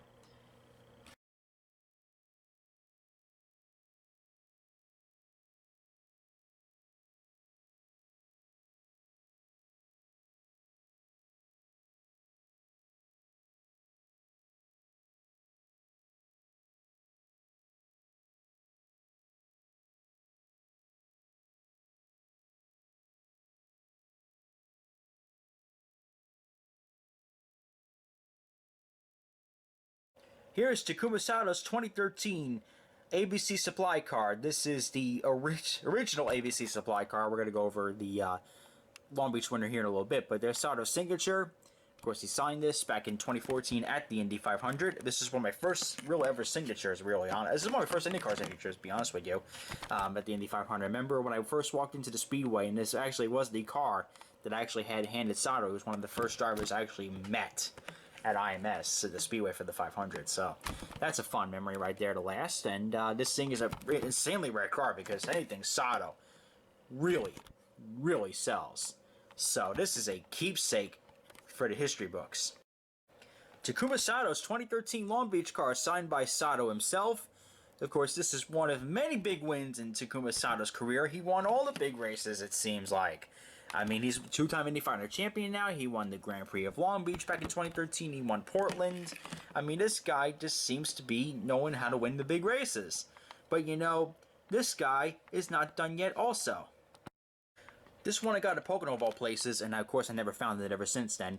It's Graham Rahall's 2015 Midas car, signed by Graham, but a very faded autograph, and of course Bobby Rahal too. You can tell it's a faded autograph because this box I got from Pocono at a NASCAR race of all places, and the packaging just was kind of rough, so it was a kind of a rough signature on that. But regardless, I'm still very happy to have this, and just gotta clean off all the residue on this car. But overall, still very happy to have it, and again, I said before, I never seen this car since I bought it. Marco Andretti's 2013 RC Cola car. This is, of course, signed by Marco. It was signed through the mail. Actually, I picked it up, though, and Andretti... Actually, no, Brody picked it up at Andretti Autosport to give it back to me. So thanks to Brody on that one. The RC Cola car was made in 2013, but, you know what? The car is produced on different colors in the 164 than on the 118 edition. The 118 edition looks to be the correct version of it, because that is a lighter color blue. But this one, I like this color blue much better. James Hinchcliffe's 2013 GoDaddy Chevrolet. I almost said Honda. That was the year before they went to Honda. The GoDaddy Chevrolet. These cars are just an absolute rarity to find these days. The GoDaddy Hinchcliffe era was a great era, but they chickened out and they went with Danica, unfortunately. They did the whole Hinch for homepage thing. Hinch didn't make the homepage, but he made it only for about maybe 2 or 3 weeks, and they went back to Danica. But incredible looking diecast, and you know what? I have the 118 of this, and it is just... the whole thing is just absolutely gorgeous. Green colored cars, I am a sucker for, but you know what? They're not the very good luck at Indy. This is a throwback of all throwbacks. This is the Simon Pagenaud HP car from 2013 when he was driving for Schmidt-Hamilton Motorsports. God almighty. You want to talk about a throwback? That's a throwback right there. Simon Pagenaud's signature with the number 77 on it. Now this guy's an Indy 500 champion, an IndyCar champion, and you name it. This guy has done it all. And of course, one of my personal favorite drivers now. How beautiful! How I have all of his cars pretty much. Oh my God, this gotta go up into Simon Pagenaud's shrine. I have up in the back there. But this is absolutely beautiful. My God, I mean the facts are almost nothing on there. My God, this guy has done it all now. And they can write a whole book about this guy now. All the stuff he's done in IndyCar. This guy is incredible, and you know what? Many more wins and championships on his way. The Charlie Kimball no-log flex pen car from the 2013 IndyCar Series season. This is Charlie Kimball's signature on there. And of course, this is the 2013 edition. I also got the 2012 and the 2015 and the 2015 edition. Yeah, because 2016 they went to Tresiba. So that's it for that car. But of course, beautiful diecasts in general. Always loved the Charlie Kimball cars when they came out. And this one is definitely no exception. The 2013 Indy 500 event car, of course, signed by a whole bunch of drivers, including Tristan Vautier, James Hinchcliffe, Ed Carpenter, and Ryan Hunter-Reay, and Charlie Kimball all signed this car. Of course, this is all signed at the 2014 Indy 500. I got this signed at 14, and I said, you know what, that is it. That is it for all the signatures on there. And of course, the old website, brickyardauthentics.com, that's an oldie. That's an old website. I think if you even type that in now, I think it goes back to the shop.ims.com site. That's what I think it's going to go back to. But here we go. The 2013 event program car. Very beautiful, but it's, of course, different colors, of course, to the 2013 118 variant. The Visit Indy promo. This is the Indy Tourism site. This is what they provided to me. I believe I got this as a promo, or I got this off eBay. I'm not sure. But there's Sebastian Bourdais, James Hinchcliffe, Connor Daly, Brian Herta.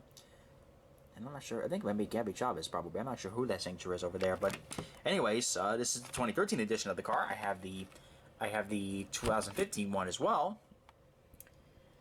You know, this is just an ordinary promo, but back then, you know, it was like, okay, this is going to be a great autograph item. And guess what? It was. Here's a turbo car.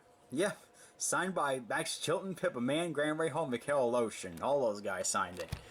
Oh my God, this is a hell of a throwback, guys. My God, that movie was pretty good. I gotta tell you, I love that movie Turbo. And there's all the characters on the back. Nice looking promo diecast. Let me tell you that. Well, this is part of the Hollywood series, not really a promo, but you get what I mean. Juan Montoya's 2014 Verizon Chevrolet. Of course, Juan Montoya signed this car. Started the 2013 Indy 500 program. Start in the picture. Let's see, there we go. And there's the back of the packaging itself. Not really the most sought after Montoya diecast. In fact, the most sought after probably is one of the year afterwards. But you know what? They did not do a great job with the decaling of this at all. Yes, I'm throwing in a few Auto Worlds with these. Here is Elio's 2014 Auto World Edition. This is the one I got at the 2014 Indy 500. That is, of course, signed by Elio at the 2014 Indy 500. The background is the 2013 Fontana race. That was a fun race back in yesteryear. Here we go. There's a 2014 schedule back there, and there's the packaging itself. Auto World was not really the most predominant IndyCar Diecast manufacturer, but since you know this is part of the regular releases in 2014, I had to include it. The Hot Wheels, they're somewhere in the closet. I can't get those right now. The Elio Castroneves 2014 Hitachi car. You know, we're going through a lot of these Hitachi cars, and you know, this Elio signed this car. Not really my most favorite Hitachi car, but you know what? It'll do. Practice at the 2015 Indy 500, maybe it's at the race. I think it looks like a race. Yeah, that's probably the Indy 500 race day itself. Practicing, not really that active in the pits, I'll tell you that. But there is the schedule, and that's about does it. But not really too keen on the 2014 edition of the Hitachi cars. Not the best quality made by Auto World. Let's just say about the first of many yellow submarines for Elio, and quite frankly, this is a beauty. Even though the decaling is just not there, and the greenlight versions are way better. Rick Mears and Roger Penske both signed this car. So that's both of their signatures on this car in general. The 2013 Indy 500 picture in the background. And there's Elio's car right there. And I did pay $9 for this, even though $9 really didn't get you much for this product. But overall, pretty decent car. Ryan Briscoe's 2014 NTT Data car. Nothing really to say much about this NTT Data car, unfortunately. But there's Ryan Briscoe's signature on there. And you know what? Unfortunately, Auto World just dropped the ball with some of these diecasts. And with some of these diecasts had great liveries on them, but unfortunately the quality of them just really suffered on these. Here is Scott Dixon's 2014 car. Nothing really too much to say about the car itself, but there's Scott Dixon's signature right there. And of course, the Auto World did screw up the end plates there. This is not supposed to be carbon fiber. They're supposed to be Repa Target logos, but unfortunately, they did not do a good job with that at all. But here's the car itself. Not too shabby. Let's go over to Tony Kanaan. This was the first year he replaced Dario Franchitti in the number 10 car, and Tony Kanaan was... This is an absolutely incredible diecast by him. Of course, made by Auto World, so really, maybe not so incredible. But here we go. Tony Kanaan signed this car himself. And this is one of the first ones that came out with Auto World. And I was immediately not really too impressed with the quality of the cars. But we were just happy to get some diecast back in the 2014 season. But luckily, Greenlight took over the year after, and the rest was history. Will Power's 2014 Verizon car. Again, nothing really much to say about Auto World here, but other than the fact that Will Power signed this car, very nice of him to do that. But you know, nothing really too much to say. Again, not much to say about Auto World. I can't really say what I want because, you know, I don't want to burn any bridges.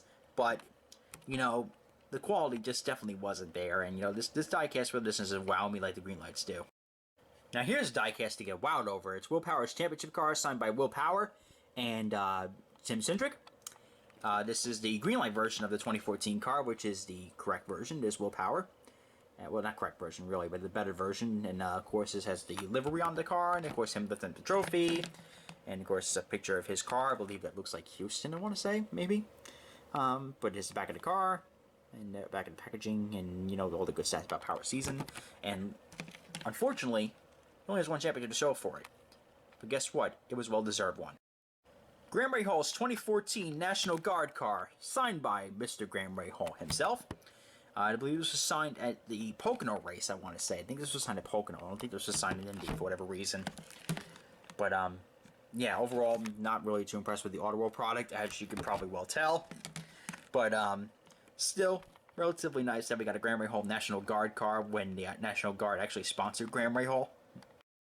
Nothing to write home about with the mold on this thing, but you know, definitely a nice looking car. It's the Marco Andretti Snapple car, and of course this is signed by Marco and Mario. And of course Mario's autograph's kind of fading a little bit, unfortunately. But there's Marco's Snapple car. They didn't really do a good job with the car itself, but you know, the 124 release came out pretty decently. Too bad the tennis were flimsy as all hell. But you know, enough of me complaining about Auto World. Let's go on with some more diecasts. Kurt Busch's shirt tone car from 2014, signed by Michael Andretti with the famous scribbles that he has. Very sloppy signature, Mr. Andretti. I will have to say that.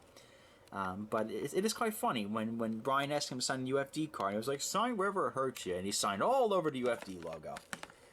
That was pretty funny. But of course, this is a beautiful diecast.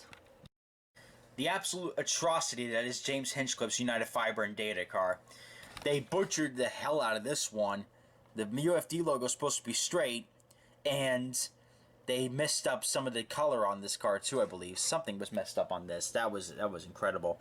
But Michael Andretti signed it. James Hinchcliffe signed it. Luckily, I signed it in the 2014 before Brian made Michael Andretti sign wherever it hurt him. Ah, jeez. And there's the packaging itself. Beautiful, beautiful, beautiful.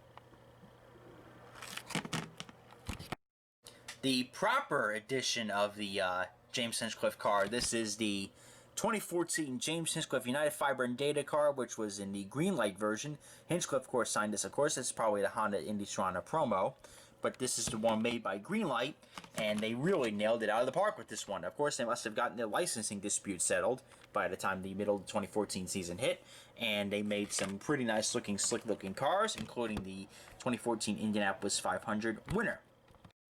The Ryan Hunter-Reay 2014 DHL car signed by Ryan Hunter-Reay. Of course, this is the atrocity version, as I call it. Unfortunately, this is not the Greenlight version whatsoever. And Greenlight made a much better version when the Indy 500 car came out. Ryan Hunter-Reay's 2014 DHL Indianapolis 500 winner. This is a car that I picked up right when it came out, and this was one that kind of stung me to the heart a little bit because he beat Elio that year. But otherwise, very awesome. It's signed by Michael Andretti, Ryan Hunter-Reay, and Mario Andretti.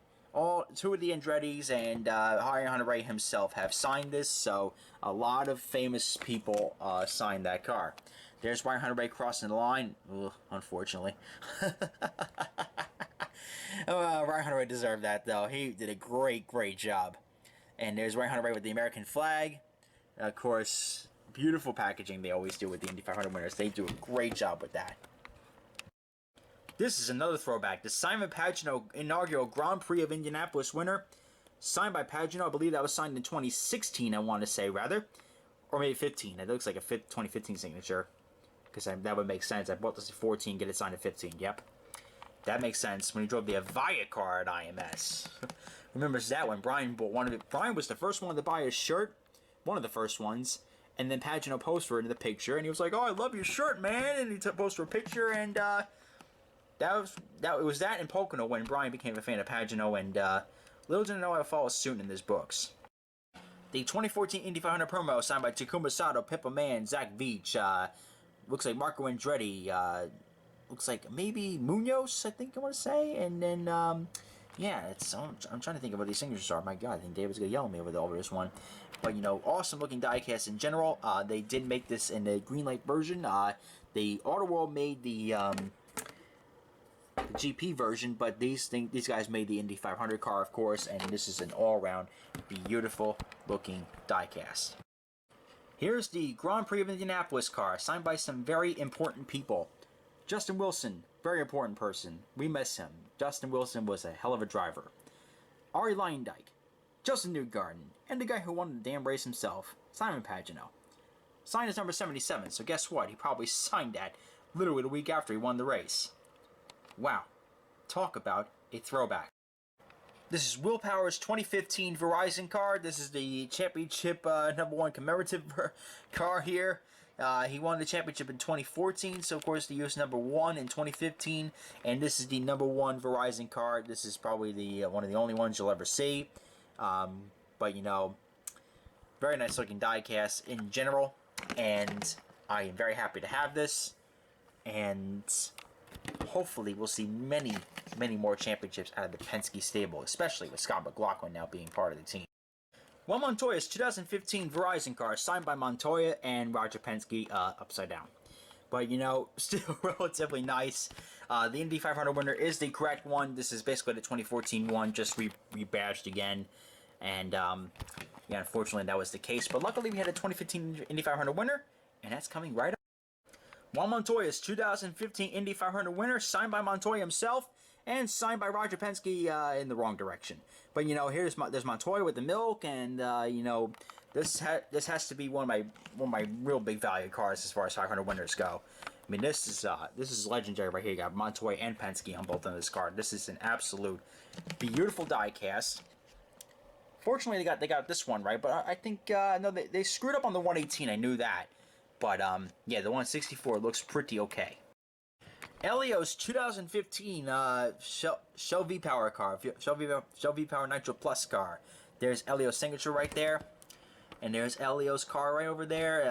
Unfortunately they made this on the wrong aero kit. That is just really unfortunate, because I would have loved to have a proper made car of this. The Nitro Plus car was a beautiful looking race car in its natural form, in its correct aero kit form, not in die. We had the 2013 edition. Now we have the 2015 edition of the Hitachi car, signed by Rick Mears himself. I did not get Elio to sign this as of yet. That might change here in the coming years. But this is the 2015 edition of the Hitachi car. We have quite a few years to collect of these, and hopefully we'll be able to go through all of them, as hopefully I have them somewhere, boxed in somewhere.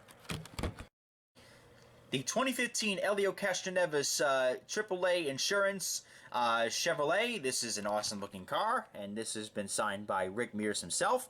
This is not get signed by Elio as of yet, but I will definitely manage to do so here in the not too distant future, probably.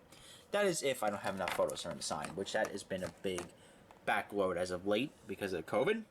But very nice looking box in general and diecast. And let me tell you, these Elio cars are starting to get hard to find now. This is the Elio Castroneves Hitachi car once again, but guess what? This is the Hitachi promo car. The Tokyo Motor Show 2015. Elio signed this one also. So guess what? Great job on that part, and I'm very happy to have this. Of course, this is literally the same car, just with a sticker on it. But I said, you know what? I gotta pick it up, because you know what? It's definitely a cool looking promo that they made those there for the show. But of course, they probably just slapped on a sticker, because this definitely does feel like it's slapped on here. But of course, still worthy of getting another car. And of course, Elio did indeed sign it, so of course, that is worthy in my collection. The James Hinchcliffe 2015 Aero Electronics Honda. Pretty nice looking car, but I must say that, well, this is Hinchcliffe signing the box right there, but this car was changed by the time the 500 hit. And James Hinchcliffe, of course, won NOLA with this one. The atrocity that race was. We don't need to really discuss about that. Beautiful looking diecast, and let me tell you, this is a great looking pickup. The Greenlight Trade Show took place in 2015, and they made a promo of this, and of course this is the James Hinchcliffe, or of course Ryan Briscoe, pretty much. He drove this car in 2015, but Hinchcliffe did sign this car.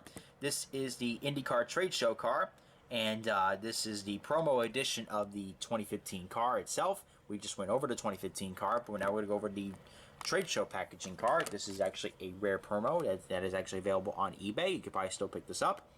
But incredible looking diecast and incredible packaging too. The packaging, they did a great job on this. But indeed, Ryan Briscoe did drive this car. I should probably get Ryan Briscoe to sign it one of these years. Scott Dixon's 2015 Target car. There's Scott Dixon's signature. And the Scott Dixon's car right here, this of course is the Chevrolet car, because this was the Chevrolet cars back in those years. And of course they made this on the wrong aero kit, unfortunately. But there's the back of the packaging there. There's Scott Dixon stats and all that good jazz. And there's the car itself.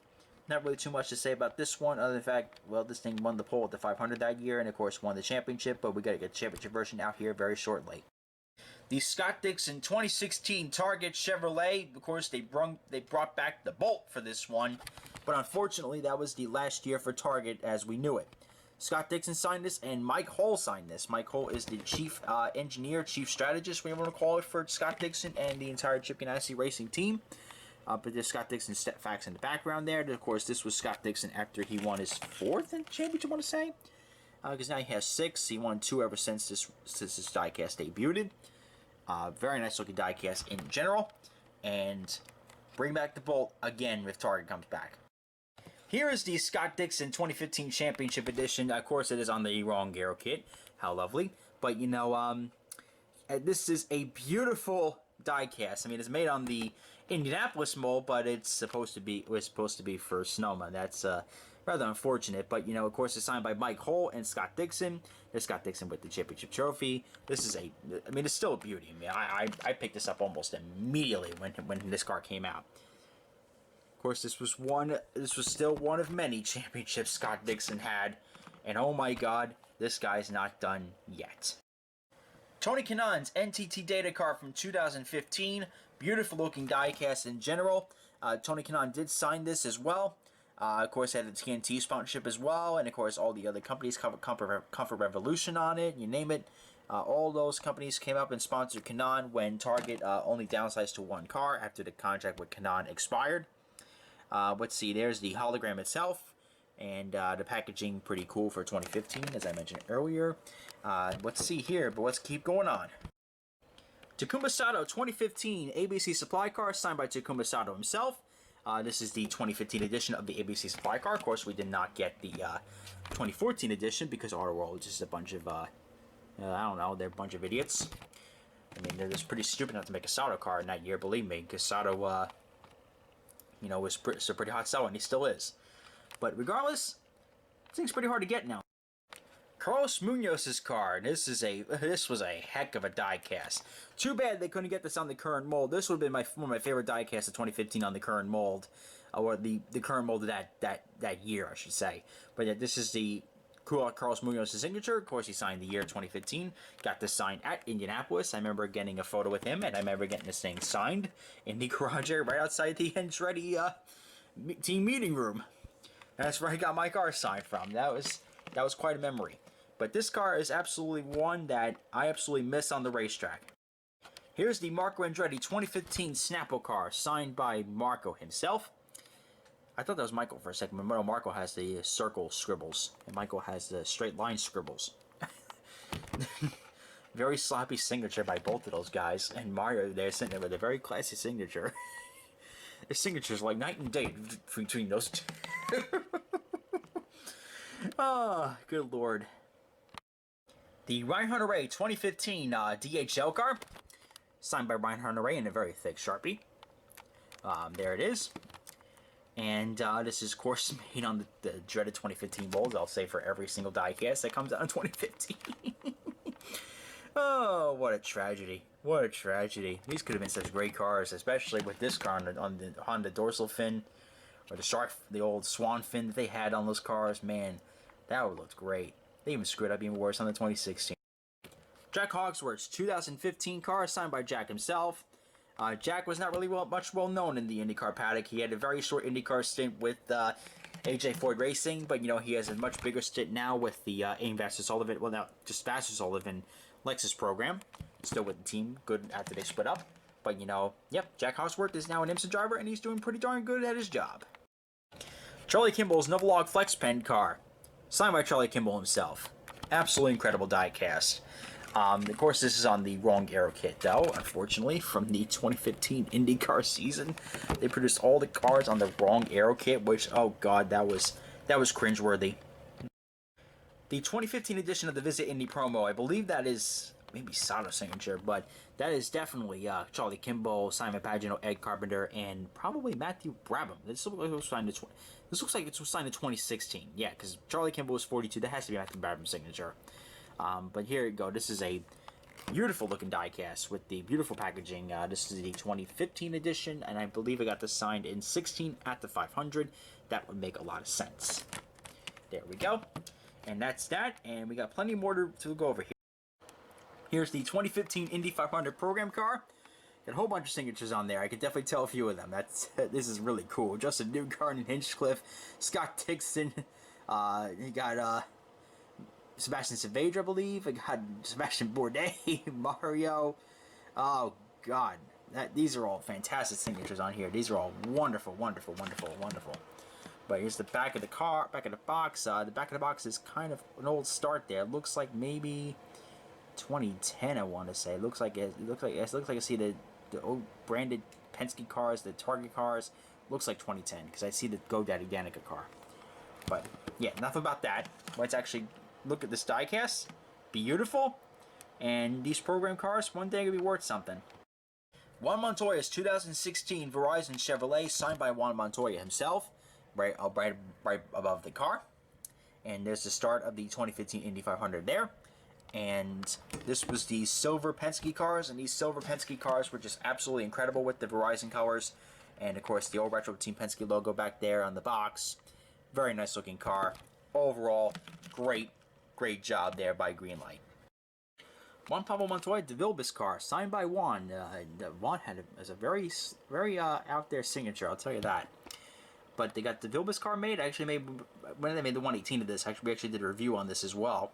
I remember we reviewed that car too, and that turned out to be pretty good. But the orange is definitely not picking up at all. It's not picking up at all on this car. The Elio 2016 Hitachi car, signed by Elio himself. You know what? Finally, I'm glad they made this on the proper aero kit, because this thing would have looked. This thing looked too good on the 2015 car with the wrong aero kit. I'll tell you that. And this is Elio's 2016 Pennzoil Yellow Submarine car. Rush signed by Elio, and Roger Penske did sign this as well. Beautiful looking diecast. I absolutely just freaking love this car. This is a beautiful car itself. This, of course, was the 2016 edition, and Elio was not really predominantly strong in this race. He could have won 2017 and 14 with this car, but this Yellow Submarine just looks absolutely incredible. The year before, he nearly lost his life, and then the year later, he won the pole in this car. Well, guess what? That's not the correct mold. Let's not get into how crappy the 2016 molds were and the 2015 molds were. That was absolutely a terrible year to collect 164s and 118s, especially if you're a fan of Honda. That was not a good move there by Greenlight there. But, you know, this is a James Hinchcliffe 2016 Aero Electronics Honda. And this is the one where he qualified on the pole with, and this does not come with the chrome finish on it. That was the 118 that came with the chrome finish, and that one is a very sought-after diecast. Max Chilton's 2016 Gallagher car, signed by Max himself, and this is the years when he was driving for Chip Ganassi Racing, and this is the car that they signed for us. This is the car they signed for us, and you know, this is a beautiful, beautiful looking car, and you know what? I was glad they got this car in the Chevrolet version, then they went to 2017, they switched to Honda, and let me tell you, this thing is an absolute sex machine. The Scott Dixon 2016 Target Chevrolet, of course, they brought back the Bolt for this one, but unfortunately, that was the last year for Target as we knew it. Scott Dixon signed this, and Mike Hull signed this. Mike Hull is the chief engineer, chief strategist, whatever you want to call it, for Scott Dixon and the entire Chip Ganassi Racing team. But there's Scott Dixon's step facts in the background there. Of course, this was Scott Dixon after he won his 4th championship, I want to say. Because now he has 6. He won 2 ever since this diecast debuted. Very nice looking diecast in general. And bring back the Bolt again if Target comes back. Here is the Tony Kanaan 2016 NTT data card. This is signed by Kanaan. Signed probably at the 2016 Indy 500, I want to imagine. This was on the correct Chevrolet Aero kits. They perfected the Chevrolet Aero kits in 2016, but they gave Honda the shit end of the stick. And there is the Kanaan car itself. Beautiful looking diecast, I must imagine. They really did an outstanding job with this car. And well, this is one of many that in 2016 that they did a great job on the Chevrolets, but they screwed up on the Honda. The Willpower 2016 Verizon Chevrolet. This car is signed by Will and Roger Penske themselves. Beautiful looking diecast. I am extraordinarily happy to have this. This was, of course, I believe the start of the silver cars for Penske with Verizon. So I'm just extremely happy to start that collection there. Graham Rahal's 2015, or is it not 15? Excuse me, 16 Steak and Shake car. Just all around beautiful. When Steak and Shake did that partnership with Graham Rahal in those years, these were incredible. This was an incredible diecast to have. And I do have the 118 version of this car, but this is really just incredible to have. This Graham Rahal signed this car as well, and of course now Steak and Shake is no longer around with an IndyCar because of one party that Maxim tried to have, and IMS went and promoted. So guess what? No more Steak and Shake with IndyCar. Here's Justin Newgarden's 2016 car. This is a diecast that absolutely gone wrong with this one. But you know what? I managed to pick this up. Fun fact: I picked this car up, and then not even an hour later, it was signed by Justin Newgarden. Out of all places, it was signed at a shopping mall. He was announced that they were appearing at a store, and I'm like, all right, let's go to this mall nearby. And Joseph did sign it, but this diecast is actually implemented. Let's rephrase that. Where it's gray or it's green, it should be white, and where it's white, it should be green. Yeah, it's inverted. That's what I want to say. It's inverted, unfortunately. And unfortunately, that was a very crappily made product, but, you know, Joseph still did sign it, and I was very happy to have Joseph sign the car literally an hour after we purchased this thing. Simon Pagenaud's 2016 Hewlett-Packard car, the HP car. There's Pagenaud's signature right there. There's Pagenaud's number, and of course this is the 500 start. Oh god, this HP car back in 2016 was just the most beautiful thing in the world. I gotta tell you that. Really gorgeous looking car. But the Menards cars always do its justice for me now. They do a fantastic job with those cars. Oh my god, absolutely beautiful looking diecast, and this thing has to go in my Pagenaud shrine, which is gonna go up there right now. Here's Simon Pagenaud's HP car, Hewlett-Packard car, signed by Pagenaud himself, the championship version of the Hewlett-Packard car. Definitely a collector's item for any Pagenaud fan, including a diehard like myself. This was an absolute must-have. Marco Andretti's 2016 Snapple Honda. We got Mario Andretti and Marco Andretti both signing this car. This is the 2016 version. Unfortunately, it does not come with the correct aero kit, unfortunately, which is pretty lame. There on Greenlight's part right there. But overall, still a nice looking car, and in general, you know, this is a nice find for a Marco Andretti fan. Here's the Ryan Hunter-Reay 2016 the 2016 DHL car signed by Ryan Hunter-Reay himself. This is the old Greenlight mold that this old DW12 mold that they should have not used on the 2016 Hondas, but unfortunately they did. Here's the back of the packaging itself. All just incredible looking diecast in general. Very pleased with it, but you know what? They really could have done much better. Here's the Charlie Kimball 2016 Toshiba car. This, of course, is signed by Charlie himself. And this diecast is just absolutely incredible.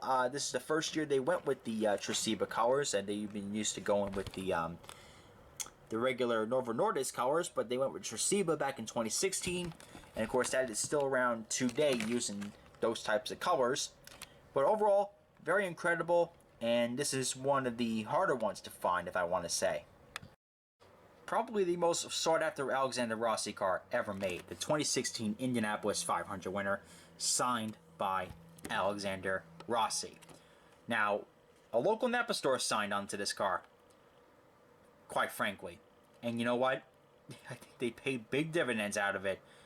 Oh my god, it started a real big corporate Napa sponsorship that lasts till today. This was the Pippa Man 2016 car, and you know, this is the Pippa Man promo. She managed to get these things made back in early 2016. I remember buying this actually at St. Petersburg, and she did sign this, of course, the pink wall tires, of course, on this car, as to commemorate a breast cancer awareness, where she does a great job with all that. But here we go. This is a awesome looking car, and I am glad that she ran this car, and she made this car, and quite frankly, it's still a very nice looking promo there. Geez, chill with the flex, Rob. Here's the 2016 Indy 500 program car signed by Tony Kanaan, Scott Dixon, and Ryan Hunter-Reay. Beautiful packaging on this car. This is one of the more sought-after program cars. I have the 2016 program car in the casing back here in the 1/18 scale. But it's the starting grid of the here. I should have probably bought more as an investment, but you know, I didn't do that. This is the start of the first 500, and this is the start of the 99th running of the 500. Well, go figure. Anyways, that's a beautiful car. But let's go over. We were over the winner, and let's see. We can do a lot more with these. Here's Simon Pagino's DXC car. I mean, let me tell you, I was very happy they made a DXC car that year because let me tell you, this thing at Pocono, man, it looked absolutely freaking beautiful. Holy Jesus, man, that looked awesome. Simon Pagino 2017 Menards car, signed by Pagino himself, of course. Can he just get back to number 1 again?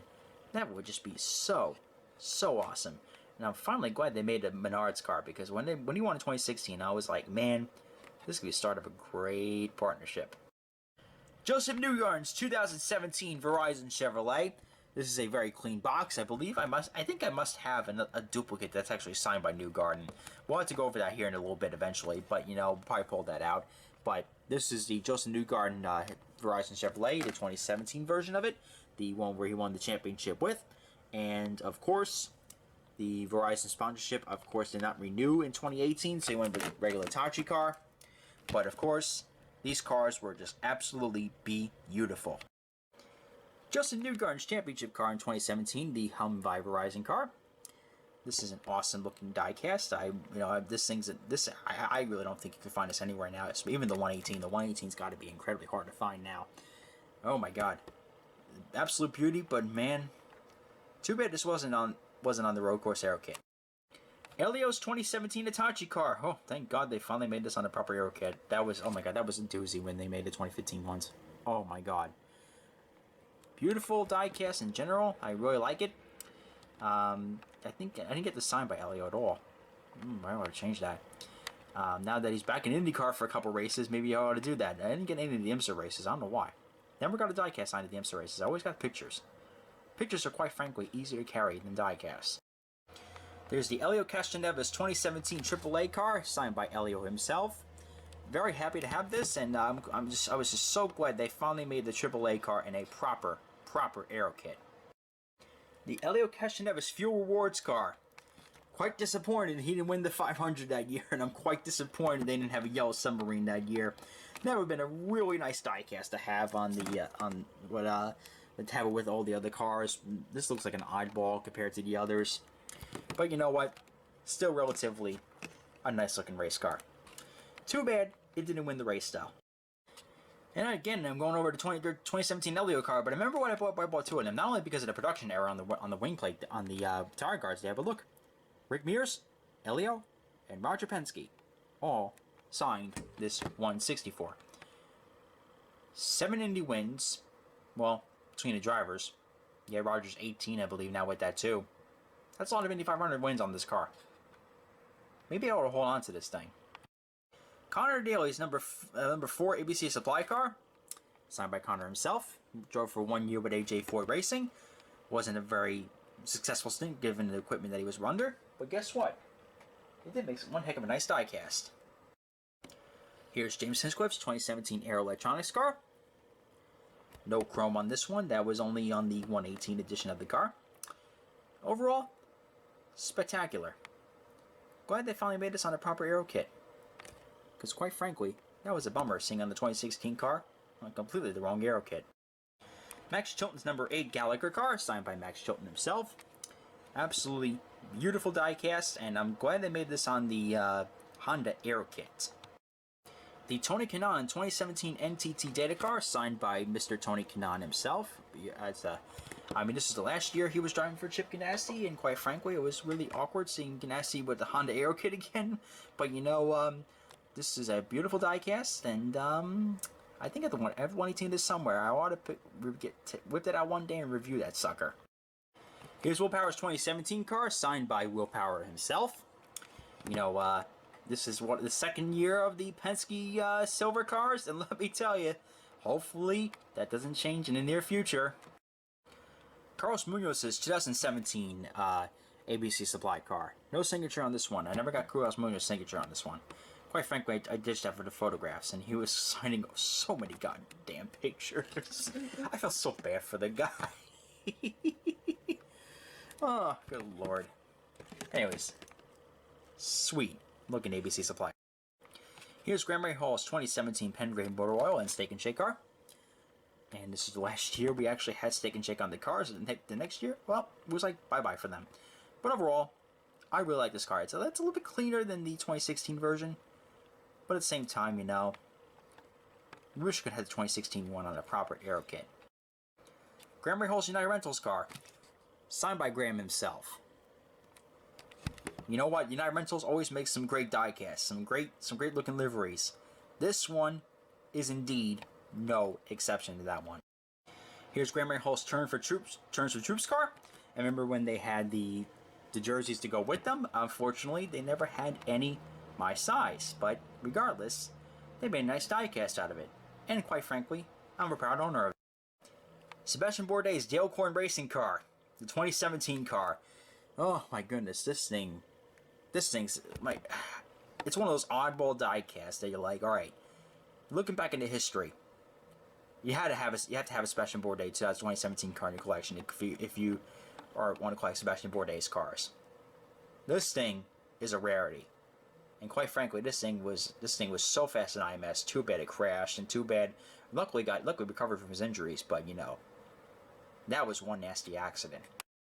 Here's the Takuma Sato 2017 Indy 500 race version. They actually made a race version. They also made a clean version of this car.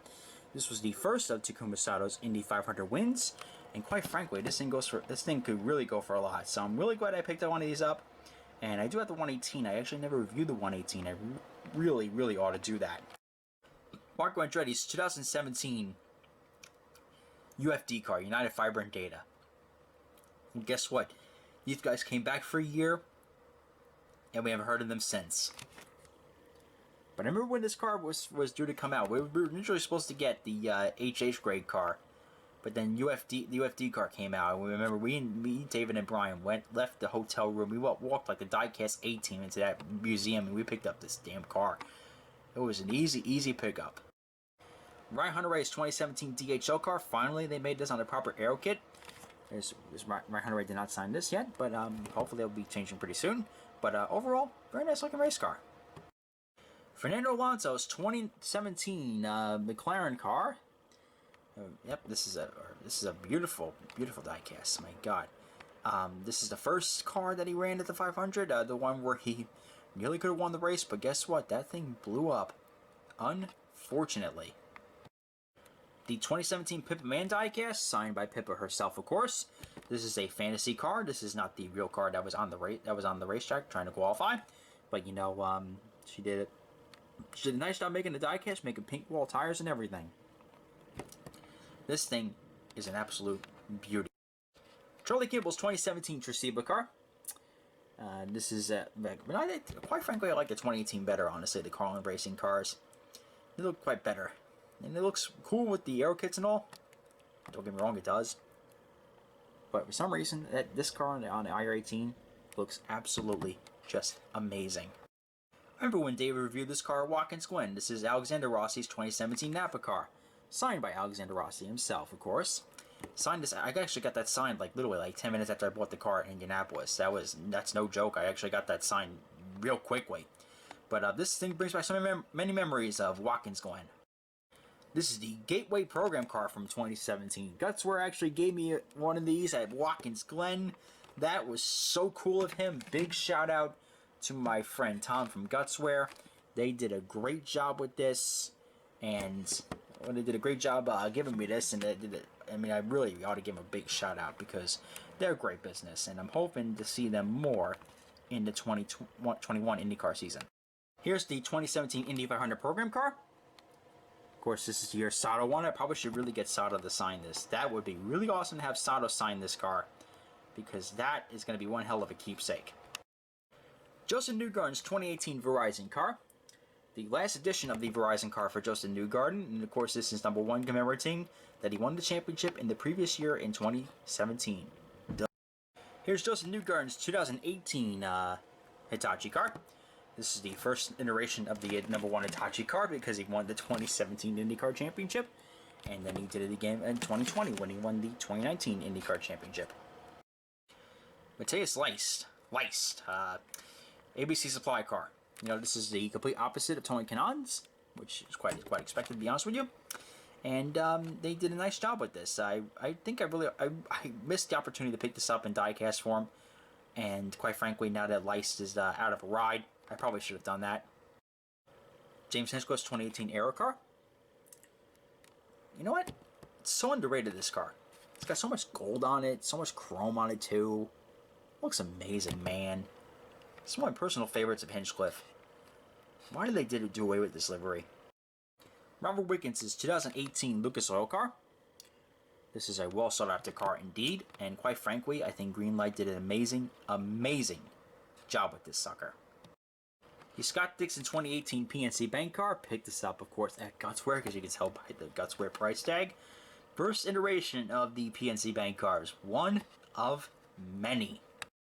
Scott Dixon's 2018 Championship car. This is a very detailed box, I gotta say, including the diecast. The diecast looks absolutely amazing. I mean, it's on the wrong aero kit, duh. But you know, I'm very happy they made another car. The 2018 Championship car is now gonna dry up. It's starting to dry up now, so you know what? It's almost now where it's like, good luck trying to find it now. Here's Ed Jones's 2018 NTT Data car. Picked this up at Gutswear, as you can probably tell by the price tag. Here's the packaging itself. Very awesome. The 2018 Willpower Indianapolis 500 winner.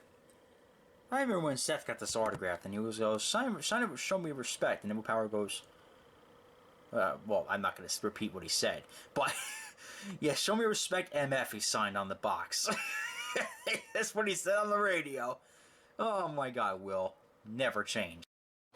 The Danica Patrick 2018 GoDaddy car. Picked this up at Gutswear, right across the street from the racetrack, ironically. This is an awesome looking race car. I mean, I remember this thing qualifying at the Fast 9, and it was fast, man. Too bad it crashed out. Tony Kanaan's 2018 ABC Supply car. Very beautiful looking diecast in general. Really like it. This is, and I believe I don't have the 118 version of this. This is the 118 I need of Tony Kanaan, the 2018 ABC Supply car. I'm on the hunt for that, and quite frankly, I think I'm going to get that pretty soon. Grant Rahall's United Rentals and My Jack car, signed by Grant Rahal himself from the 2018 season. You know what? These My Jack and United Rentals cars, like I said before, they always produce spectacular liveries. This one's no exception, including, you know, this one's very unique with the scoring monitor on it. The 2018 Connor Daly U.S. Air Force car. First of the trilogy of beauties that we now see with these cars. Oh my god, these Air Force cars, man, they were some beautiful cars on the racetrack, and even more beautiful in diecast form. There she is. Quite frankly, the 2019 and 2020s ones, they just got even better and better as the years went on. Ed Carpenter's 2018 Fuzzy's Vodka car. This is one of the last Fuzzy's Vodka cars ever made. And quite frankly, I'm quite lucky to have the last one ever made. Because I think this one dried up pretty darn quickly. Yes, it did. And this one, they totally did not screw up on. So congratulations to Greenlight on that one. Couldn't say the same thing about the 2016 car. Simon Pagino's 2018 Menards car, signed by Simon Pagino himself. Awesome looking diecast. I mean, really, the Menards cars are just the absolute beasts on the grid. They really are. Simon Pagino's 2018 DXC car, signed by the man himself. You know what? This is one heck of a diecast I really liked. You know, I mean, I had the 2018 118 version of this as well. Too bad they didn't make a 2019 or 2020 version of this car. That would have been really awesome. It also made too much sense. Here's Charlie Kimball's Tresiba car from 2018. This is I can't believe they made a Carlin racing car, and I'm actually glad they did, because my goodness, look at this thing on the IR18 Bolt. I mean, it looks even better than what they did on the Aero kits. Zach Veach's Group 1001 car. I also have. Oh, this is a Delaware Life car. This is the Delaware Life version. Yeah, they made two different versions of the car. You could not tell for the life of you what the difference between each one was. They have Delaware Life on top of the side pods right there. That's the only difference you can tell with this car. Here is the Zach Veach Group 1001 car from 2018. Looks very much like the Delaware Life car, but you know what? They're two different cars, believe it or not. Screwed up the Napa logos, but still, it's insanely popular. The Alexander Rossi 2018 Napa Honda. The 2018 Ryan Hunter-Reay DHL car, and there's no Ryan Hunter-Reay signatures on this car. I kind of stopped getting the signatures right after the 2017 season on the cars, and instead I went for just solely on pictures. Takuma Sato's 2018 My Jack car. Still just as beautiful as the 2019 one. They both look pretty awesome. Sick looking diecast. Takuma Sato's 2018 Grand Prix of Portland car. Beautiful packaging on this car. My God, they did such a great job with that. Too bad it's not on the road course aero kit. Like I'm gonna say again, it looks so awkward having red tires on the oval aero kit. But regardless, this was a hot selling diecast. Quite frankly, I have no idea where you can get this now. It is that hot of a product. Here's Pippa Mann's Donate Life car. It's slower than what it actually looks like. Yeah, she failed to qualify for that race, unfortunately. There's a picture of her. Oh God, a picture of her on the qualification grid, and she's not too happy. Let's just admit that. The only person that was happy in that picture was the Firestone Firehawk. Let's just say that. This one's the Bloody Long Rivalry, as Max Chilton once said. Some idiot on the internet designed this car, and they thought it was the real thing. Voila, they made a diecast of it. Totally wrong. Marco Andretti 2018 U.S. Concrete car.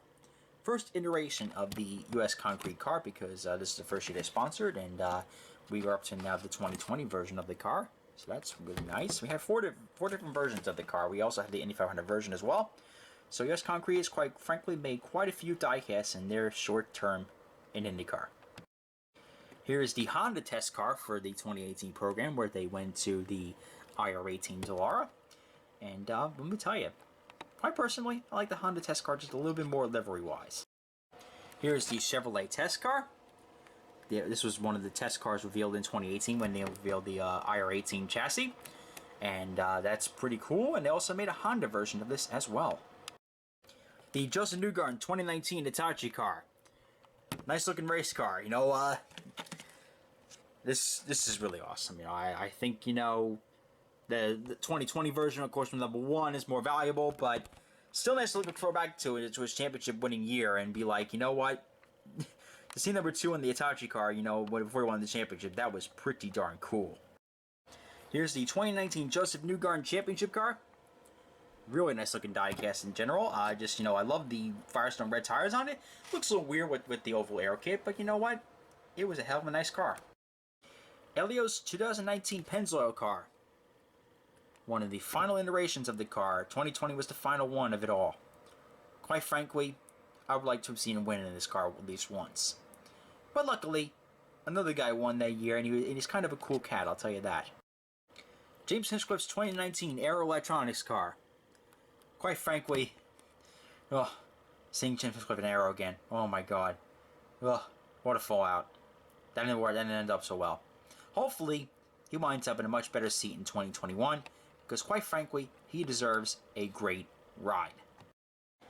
The Scott Dixon 2019 PNC Bank car, absolutely beautiful diecast. I also got the 2018 version as well, but I hope I can find the 2018 version so we can actually look over that car, because that thing is an absolute beauty.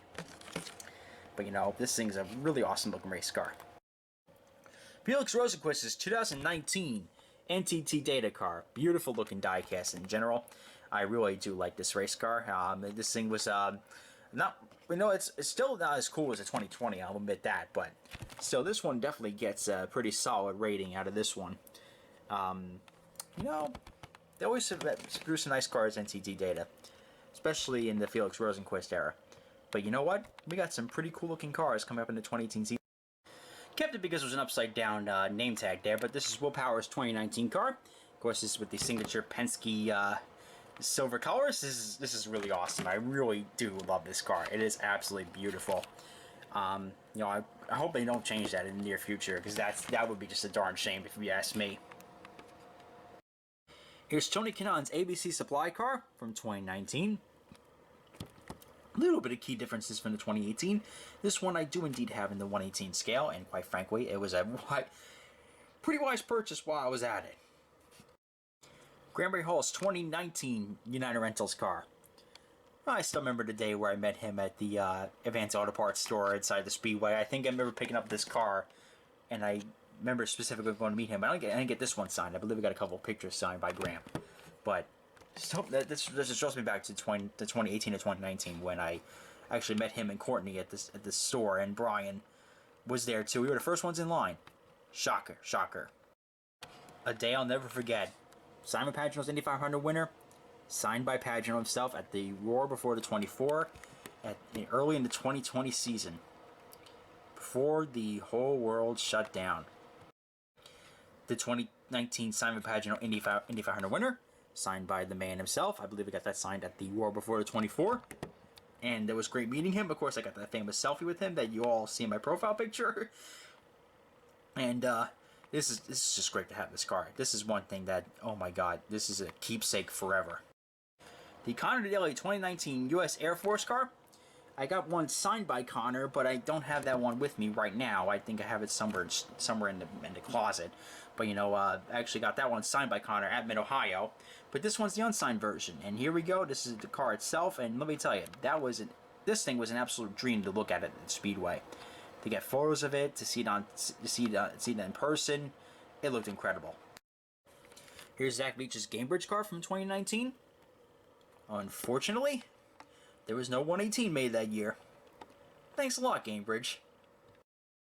Alexander Rossi's 2019 Napa car. You know, this is a very awesome looking race car. I'm glad they made a couple of versions of it this year, but this is the 2019 version of the car itself. And beautiful. I mean, this is a real hot seller here. I mean, all the Rossi cars just sell like hotcakes, and for a really good reason too. I mean, they really always seem to sell very well, and by the end of the year, it's almost like good luck trying to even find one of these. The 908 2019 DHL car. You know, this is pretty much standard right now since the IR18 came out. This is pretty much at a standard livery, and quite frankly, I don't mind the standard livery at all. Takuma Sato's 2019 MyJack car. Of course, this is the year before he won the 2020 Indy 500, and you know, I'm hoping to get that one, and I have the 118 literally sitting right next to it right here. This is an absolute beauty of a diecast. And here's Fernando Alonso's 2019 McLaren car. Of course, it failed to qualify, unfortunately, but you know what? Regardless, still pretty cool diecast. I don't think it's really available anywhere soon, to be honest with you. Here's Max Chilton's 2019 Gallagher car. Not the wrong car itself, where some idiot on the internet designed it and they thought it was the real car. And that's a fun fact for the 2018 car that I probably went over earlier. But yeah, this is the correct one actually. The Marco Andretti 2019 U.S. Concrete car. Yes, sorry, it's all full of dust. I really didn't take the 5 seconds to wipe off the dust off this thing. But you know, second iteration of it. And this is the one before the year. This is the year before the aero screen. So, and look at these Indy cars with aero screens now. It looks kind of awkward, doesn't it? Yeah. This thing looks complete with the aero screen on. Here's the Marco Andretti 2019 Indianapolis 500 edition car. There's Mario's signature right there, signing the car, signing the packaging rather. Of course, this is it paying tribute to his famous grandfather, and of course, this car did not do so well at the race at all.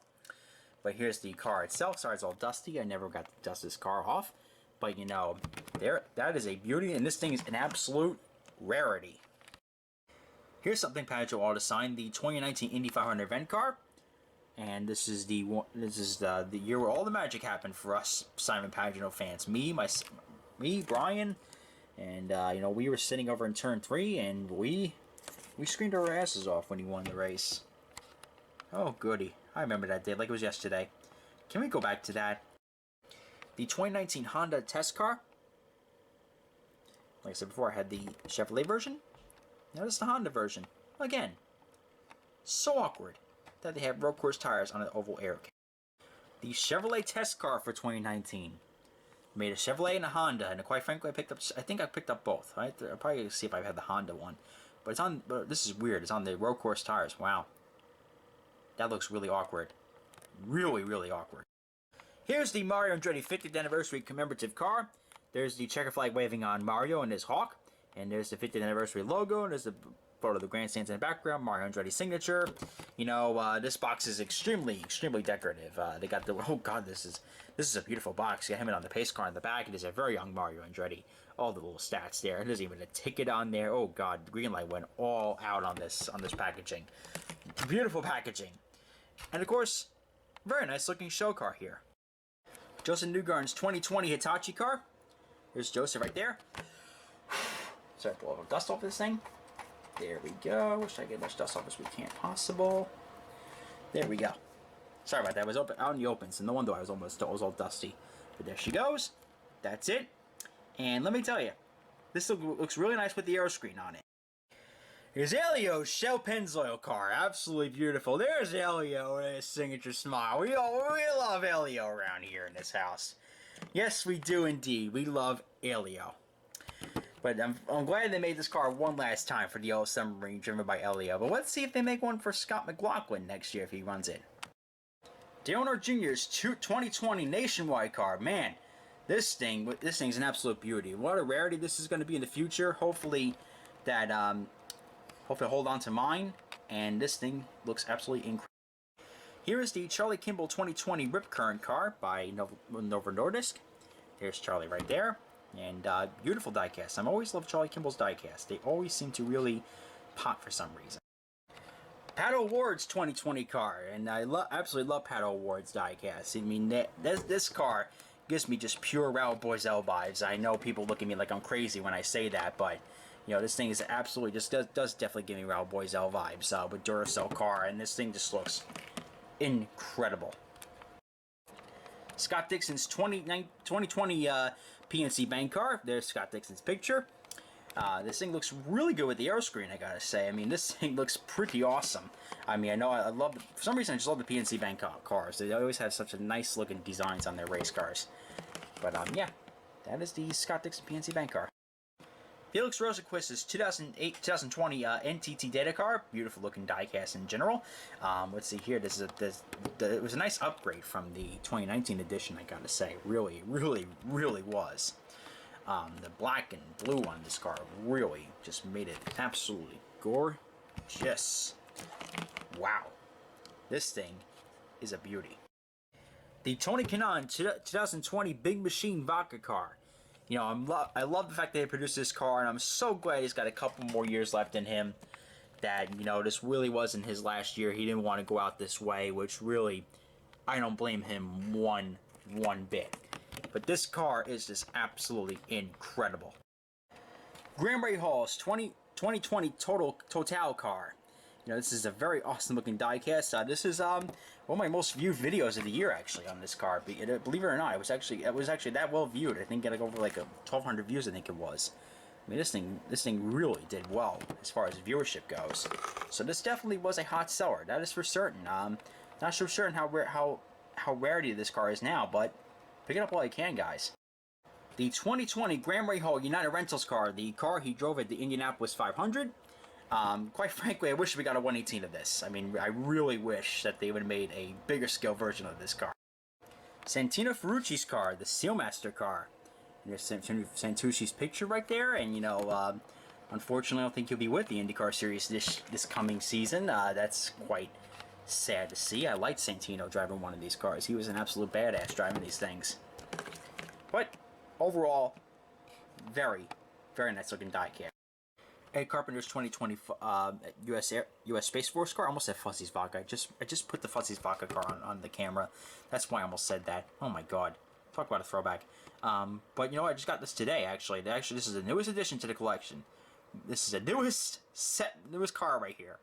Oh my god. It is beautiful. There's my man Simon Pagino and his 2020 Menards car. Beautiful Menards car. I will always say that now, especially ever since I won the 500. This car always brings a smile to my face. It always, always does. But here's the car itself and the packaging, and there's the back of the box. And, yep, there it is. And let me tell you, this car will never, ever get old with me. The Zach Veach Game Bridge car. Of course, Zach Veach is now out of a ride, and now Colton Herta will be taking over this ride. So, this is one to say, you know what? Well, I guess we have the Zach Veach version, but now we're getting the Colton Herta version of this car. Quite frankly, can't wait till the Colton Herta version comes out. Here's the Alexander Rossi 2020 Napa car, and of course, this is this is gonna be a pretty hot seller, I must say. I mean, get it while you can, guys, because this thing's gonna sell like hotcakes eventually. But you know, overall, just very fantastic looking car, and actually they didn't screw up the Napa logos on it this time or anything like that. Alexander Rossi's 2020 AutoNation car. Hot pink always sells really well on diecasts.